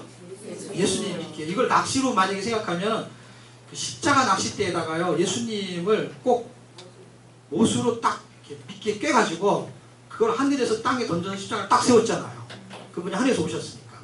그래서 그분을 덥석 문다는 게 어떤 뜻이에요? 그분이 그렇게 죽으신 것이 나의 죄 때문이라는 것을 알게 된 자들은 낚이게 되는 거죠. 구원이라는 게 발생하게 되죠. 그래서 예수님을 미끼로 사용해요. 그래서 하늘에서 사람을 낚는 미끼는 무엇인가 할 때 하늘에서 예수 그리스도를 던지는 대속의 미끼가 되고요. 희생의 미끼가 됩니다. 자, 그런데 그 사람 낚는 어부의 모습을 실물로 그분이 보여주세요. 그래서 실제로 마가복음 마지막 부분에는 당신 십자가에 죽으시는 사건이 벌어지게 되고 그것을 사람 낚는 어부라는 개념하고 연결시키기 위해서 예수님이 그렇게 미끼가 되셨구나 라는 표현을 합니다. 그런데 이분이 사람 낚는 어부를 우리를 만들기 위해서 누가복음 10장에는 70명의 그 전도인을 파송하죠. 그때 뭐라 그러는지 아세요? 내가 너희를 이리 가운데 보내는 것 같도다 이렇게 말해요. 그럼 보세요. 양이 10마리 있고 이리가 1마리 있어. 누가 이겨요? 싸우면? 양이 이겨요? 이리 보아도 저리 보아도 어딜 봐 양이 이겨요. 양이 100마리면 이길 것 같아요? 못 이겨요. 다 도망가기 바쁘기 때문에 힘을 내서 같이 이렇게 공격하면 모를까? 그러지는 못해요. 양은 제 살 길을 바빠갖고 제 갈 길로 가잖아요. 그러니까 양을 내가 너희를 어린 양을 이리에 보내는 것 같도다 라면서 보내요. 그게 전도예요. 그럼 무슨 얘기예요? 전도라는 것은요? 이리한테 보내면 양이 어떻게 된다는 거예요? 먹히는 거죠. 근데 먹히는데 이게 지금 낚시를 하는 거잖아요. 근데 지금 이 마가복음에는 그 내용이 없고 누가복음에 있어. 근데 이게 연결시키면요. 끈을 연결해가지고 이 하나님이 예수님이 70인을 보내면서 그들을 보호하고 있는 끈이 있을 거 아니겠죠. 낚싯줄이 있는 거잖아요. 만약에 이 끈이 연결되어 있지 않고 떡밥을 만약에 던졌다고 치자고요. 물에다가. 그럼 먹고 그냥 가겠죠. 근데 그게 낚시라는 건 끈이 있는 거잖아요. 그렇죠? 근데 그 끈이 보여요? 안 보여요? 안 보이죠. 지금 우리가 하나님과 연결된 끈이 안 보이는 거예요. 근데 끈이 있어요? 없어요? 있죠. 물기만 하면 어떻게 되는 거예요? 그놈이 낚이는 거예요. 우리가 잡혀먹는 게 아니에요, 여러분. 끈을 갖고 있다는 거, 이건 우리를 붙잡고 있는 것을 하나님 절대 놓지 않는다는 거, 이걸 잡고 있는 거예요. 지금 안 보이지만 낚싯줄이 그래서 안 보이는 줄이잖아요, 이게. 보이지가 않잖아요. 그래서 안 보이는 거예요. 근데 분명히 줄이 있는 거예요. 하늘과 땅에 연결된 그 성도에게는 예수 그리스도의 임마누엘이 연결되어 있어요. 그분이 이 땅에 우리를 뭐에 보낸 것 같도다? 이리 때에 보내는 것 같은 걸 알고 계세요. 이 땅에 사는 게 우리가 이리 때에 사는 것과 같아요. 그래서 맨날 속임수 당하고 맨날 나만 용서해야 되고 나만 맨날 당하고 그런 것 같아요. 근데 확실하게 물게 만드셔야 돼요. 맨날 이렇게 뜯어먹히니까 그렇지. 조금씩 뜯어먹혀서 그렇지 그냥 확 물게 만들어야 돼요. 덥석 물게 만들 때 그때 어떻게 해요? 주님이 댕기면 그는 걸리는 거예요. 이게 예수화되는 거예요. 예수님을 보세요. 성경의 복음을 잘 보세요. 예수님을 그들이 죽였다고 그러지 다. 그런데 보세요. 예수님을 너희가 정말 죽였느냐? 그래 너희가 죽였지? 그 죽인 자들이 어떻게 돼요? 다? 사도행전 2장을 보세요. 너희들이 그 십자가에 죽인 예수가 살아난 거야 라고 말했잖아요. 그렇죠? 그때 3,000명이 돌아올 때 어떻게 자기들이 죽였다는 걸 인정했잖아요. 인정했으니까 마음이 어떻게 생겼어요? 죽였죠. 그러니까 그들이 어떻게 한 거예요? 물린 거죠. 낚인 거죠. 그 예수님을 죽인 자들이 다 어떻게 해요? 빌립보서 2장에 보면 모든 무리, 모든 일이 어떻게 한다고요? 예수를 주로 시인한다는 거예요. 그래서 우리가 그들한테 먹히는 것 같지만 사실은 그들이 우리를 물었을 때 하나님은 그들을 바꿔세요. 그러면 우리는 그한테 무슨 소리를 듣게 되냐면 미안하다는 소리를 듣게 된다는 거죠. 용서를 그자가 우리한테 하게 되게 될 것입니다. 하나님의 방식이 그런 방식이에요. 왜? 하나님이 왕으로 오셨어요. 그럼 왕으로 오셨으면 섬김을 받아야 돼요. 그렇죠? 그런데 당신은 더 높은 자인데도 어떻게 해요? 섬기는 자가 왔다라는 거예요. 섬기는 자가 어떤 자라는 거예요? 그가 높은 자라는 거예요. 낮은 자가 아니라는 거예요. 자기는 섬기러 왔지 섬기를 받으러 오지 않았다는 거예요. 그게 역설적으로 보면 어떻게 해요? 그 사람들에게 진짜 섬김을 받아요. 아, 이분이 왕이시구나. 진짜구나. 그래서 우리가 하는 방식이 왕노릇하는 방식이 이상하게 내가 죽고 예수님이 사시는 방식이에요. 그 원리를 예수님이 이미 보여주셨습니다. 자, 그 이야기가 이제 마가복음의 이야기고요. 누가복음 좀 더 빨리 해야 되겠네요. 자, 누가복음은 창에 보면은요 거기 사가랴하고 엘리사벳 나오죠. 사가랴의 이름의 뜻이 재밌게도요. 누가복음 1장 72절, 누가복음 1장 73절에 나와요. 두 사람의 이름이. 그런데 이 사람의 이름의 뜻이 풀이가 되어 있어요. 거기에. 여기 이름이 나오고 거기 풀이가 되어 있는 거예요. 그 사가랴는 원래 이름의 뜻이 뭐냐면 하나님께서 기억하신다. 그리고 엘리사벳은요 하나님은 맹세이시다. 그래서 구원은 어떻게 발생해요? 출애굽했을 때 하나님이 뭘 기억하셨어요? 언약을 기억했죠. 누구의 언약을? 아브라함하고 한 언약을. 하나님이 그것을 기억하셨다는 거예요. 그래서 그 단어가 맞물려서 나옵니다. 예수님의 사역은 죄인을 불러 회개시키는 사역입니다. 자, 누가복음의 핵심은 374쪽.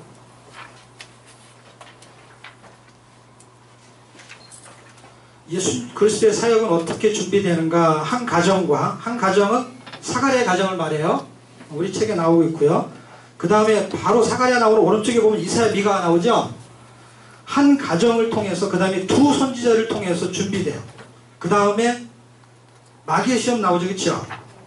한 세 번째 줄에 그쵸? 밑에서 거기까지가 한 가정을 통해서 두 선지자를 통해서 세 가지의 마귀의 시험을 통해서 예수 그리스도의 뭐가 준비돼요? 사역이 준비돼요. 그리고 5장서부터 사역이 전개돼요. 자, 갈릴리 사역이 전개되는데 5장에 나오는 이야기는 뭐냐면요. 죄인을 불러 회개시키는 내용이에요. 이 부분은 우리 책 375쪽에 왼쪽에 보면 사망의 근이라고 나오시죠? 안 나오시나? 세 번째 줄 사망의 그늘에서 절망하게 됩니다. 이사야서 9장 1, 2절 마태복음 4장 4절에서 16절 이 이야기가 결국 갈릴리 지역은 북이스라엘 지역이고요. 거기는 아수르에서 침략당한 곳이에요. 그래서 그 갈릴리에 오셔가지고 이 일을 시행하시는데 이사야서 9장에 예언된 이야기예요. 그래서 이분이 그 사망의 그늘에 있는 자들을 어떻게 하냐? 그들을 완전히 해방시키는 일을 하겠다라는 이야기가 전개되고 있어요. 이것이 죄를 불러 회개시키는 이야기를 하고 있습니다. 자, 지금 마가복음이 두 개의 사건이 중요한 사건이 흘러가는데 여기는 성경을 찾아서 보셔야 됩니다. 마가복음 여기가 중요하고 나머지는 정리가 가능해요. 자, 마가복음 9장 보십시오. 누가복음 9장.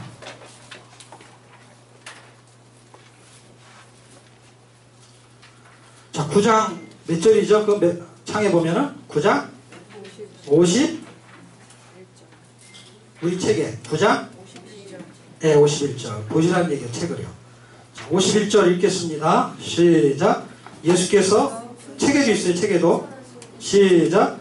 예수께서 승천하실 기약이 차감해 예루살렘을 향하여 올라가기로 굳게 결심하고 지금 요한복음을 제외하고 공간복음 3권 중에서는요, 어떤 행적이 헷갈리냐면 예수님이 갈릴리로 갔다, 유대로 갔다, 예루살렘 갔다, 이걸 반복하죠. 그쵸? 3년 6개월 동안. 그쵸? 반복하는데 누가복음은 놀랍게도요, 어떤 거점으로 썼냐면 갈릴리에서 출발해가지고 유대로 지나가지고 예루살렘에 가는 방향으로만 소수를 해놨어요. 원래는 갔다 왔다 해야 되잖아요. 그쵸? 그런데 이 방향으로 치고 있다라는 게, 그러니까 누가복음은요, 서술적으로요, 전개 방식이 예수님의 탄생부터 쭉 시작해가지고 원래의 탄생은 베들레헴에서 해요. 그 갈릴리에서 잘하셨어요. 그런데 그 이스라엘 백성들, 온 인류를 구원하기 위해서 그분이 십자가에서 죽으셔야 되는데 어디에서 죽으시냐면 예루살렘에서 죽으세요. 그래서 그가 예루살렘에 향해서 이렇게 가는데, 오늘 본문을 잘 보세요. 읽은 거 무슨 기약이 찼다고요? 승천할 기약이 찼다는 거예요. 그러니까 예수님이 승천하려면 뭐가 앞에서 진행돼야 돼요? 십자가에서 죽으셔야 되고 부활하셔야 되고, 그러니까 당시에는 승천하기 위해서는 어떻게 해요? 십자가를 지러 가는 거예요. 계속. 그런데 이 9장서부터요 19장 갈 때까지 그 일을 전개시켜요.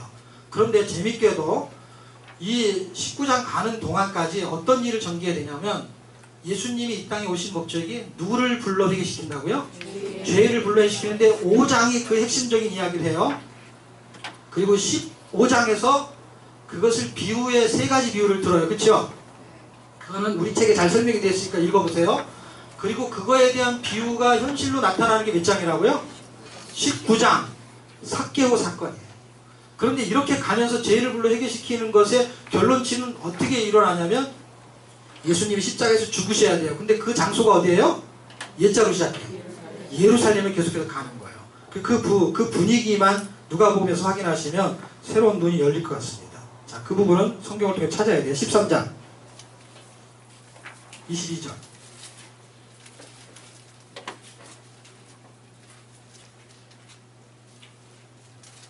그러니까 사복음서는 시간 순으로 봐서는 안 되는 부분이 있는 거예요. 누가복음은 그 개념하고 전혀 달라요. 13장 22절 찾았어요? 같이 읽어요. 시작. 예수께서 각성 각촌으로 다니시며 가르치시며 예루살렘으로 여행하시더니, 지금 9장서부터 끄트머리 계속 가고 있잖아요. 그렇죠? 근데 24절에 좁은 문으로 들어가기 힘써라 라고 말하면서 그 좁은 문이 뭐냐면 예수님이 그 길로 갔다는 거. 32절 33절 오늘 내일 모레 3일길을 설명해요. 하나님 나라를 회복하고 병을 낫게 하고, 이게 원래 복음에 대한 이야기를 하고 있는 거예요. 복음 믿어서 하나님이 천국 복음을 전할 때 병을 낫게 하고 가난자의 복음을 전파되게 하고 귀신을 축출하고 사탄을 정복하는 사건들이 등장해요. 그 모레는 십자가의 길 하면서 내가 갈 길을 가야 하리니 선지자는 어디에서 죽는 법이 없다? 33절 예루살렘에서 죽는 법이 없느니라. 그래서 예루살렘으로 좀 가야 되는 목적을 설명하고 있어요. 그렇죠? 자기는 죽으러 간다는 거예요. 자, 17장 지금 계속 가고 있는 거예요. 가면서 16장을 지나가요. 10장이 지나가는 거 부자 나사로 사건을 지나가요. 17장 18장 지나서 17장 11절 거기도 한번 같이 읽어요. 시작. 예수께서 예루살렘으로 가실 때 사마리아와 갈릴 사이로 지나가시다가, 지금 계속해서 어디로 가고 있는 방향을 설정하고 있어요? 예루살렘을 계속 가려고 하면서 사건이 일어나는 것을 정리하고 있어요. 근데 이 방향성을 놓치면 안 돼. 누가복음에서 13장은 좁은 길로 가는 거예요. 그 다음에 17장은요 통과할 길이 있다라는 거예요. 사마리아 갈릴리가 목적지가 아니고 통과하는 거야. 이 세상을 통과해서 자기는 죽으러 가겠다는 거야. 우리가 이 세상을 통과하는 길이라는 거예요. 좁은 길로 들어서서 통과해서 예루살렘 거기에서 죽는 사건이 벌어지겠죠. 18장 31절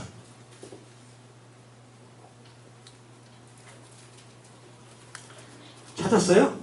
같이 읽어요. 시작. 예수께서 12제자를 데리시고 이르시되 보라 우리가 예루살렘으로 올라가노니 선지자들로 기록된 모든 것이 인자에게 응하리라.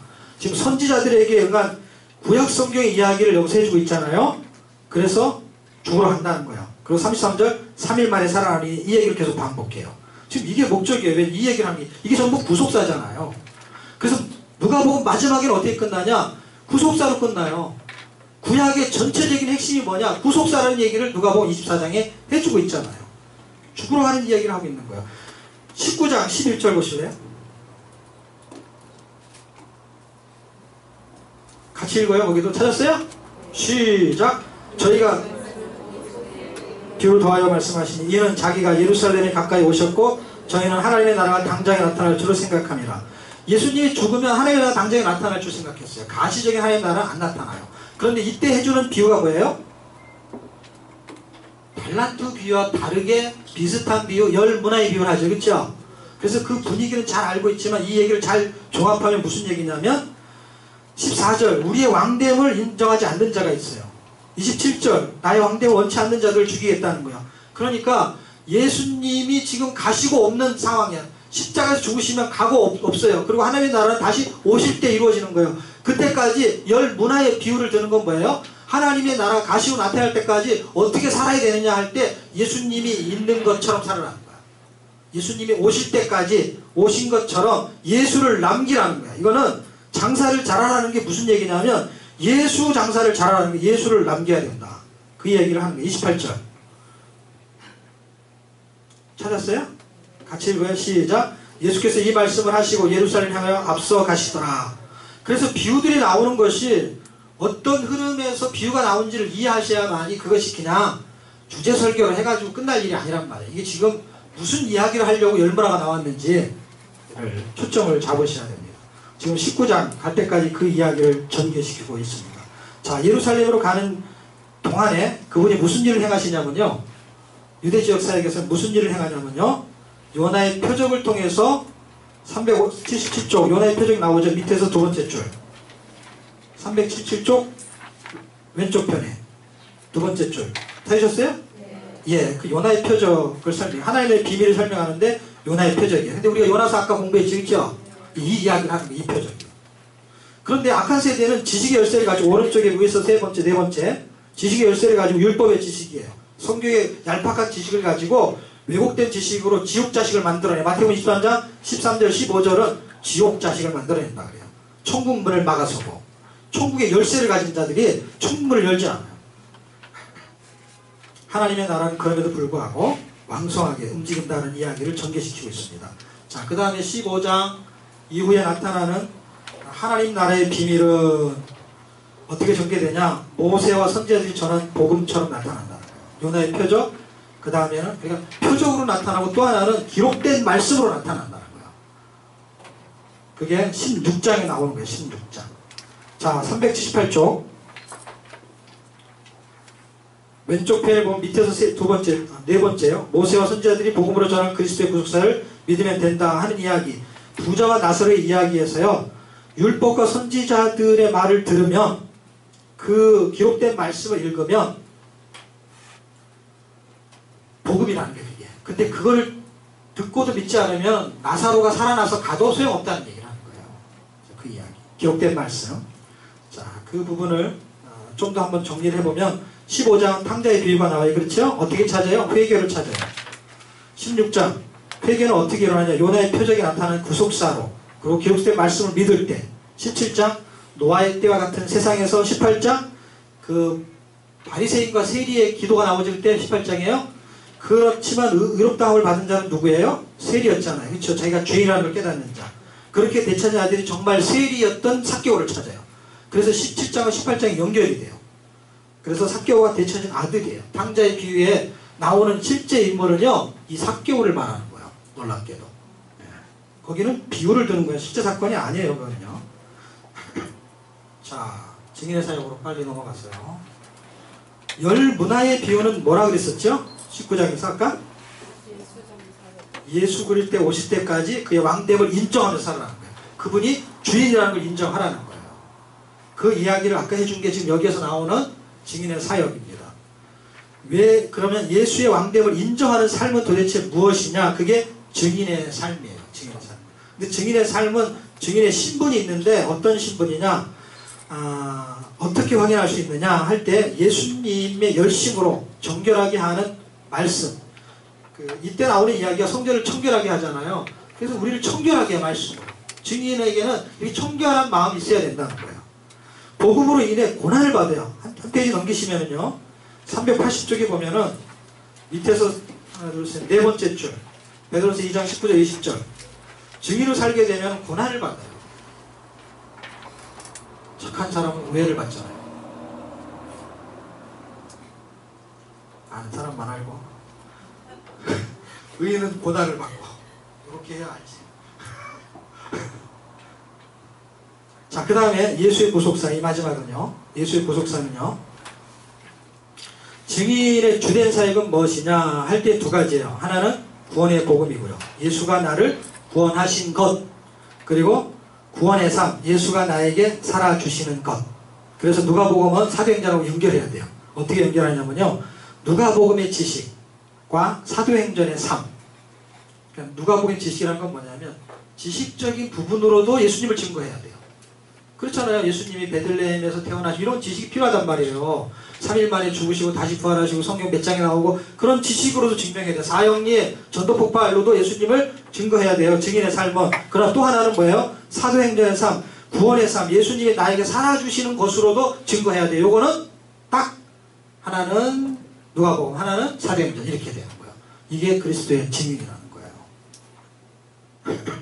하나님의 구원 역사를 통해 우리는 구원받고 성도는 구원 사역을 통해 다른 사람을 구원시키는 삶이 성도의 삶입니다. 하나님의 동역자를 용서하고 사랑하고 축복하는 것이 바로 성도의 삶, 증인의 삶입니다. 자, 이제 마지막 요한복음 하겠습니다.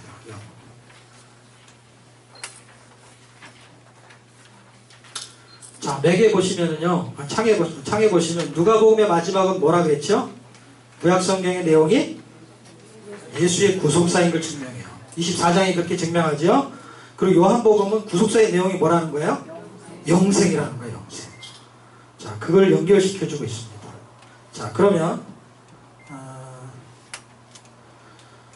요한복음은 크게 두 구조로 나누게 되는데 1장에서 12장이 한 큰 단락이고요. 13장에서 21장이 큰 단락이에요. 그리고 우리가 이틀치를 공부할 때 그렇게 구분이 되어 있어요. 하기 좋게. 12장과 13장에서 21장 이렇게 나눠져 있어요. 그래서 기록된 성경은 예수를 믿으라는 것이 요한복음 1장에서 12장이고요.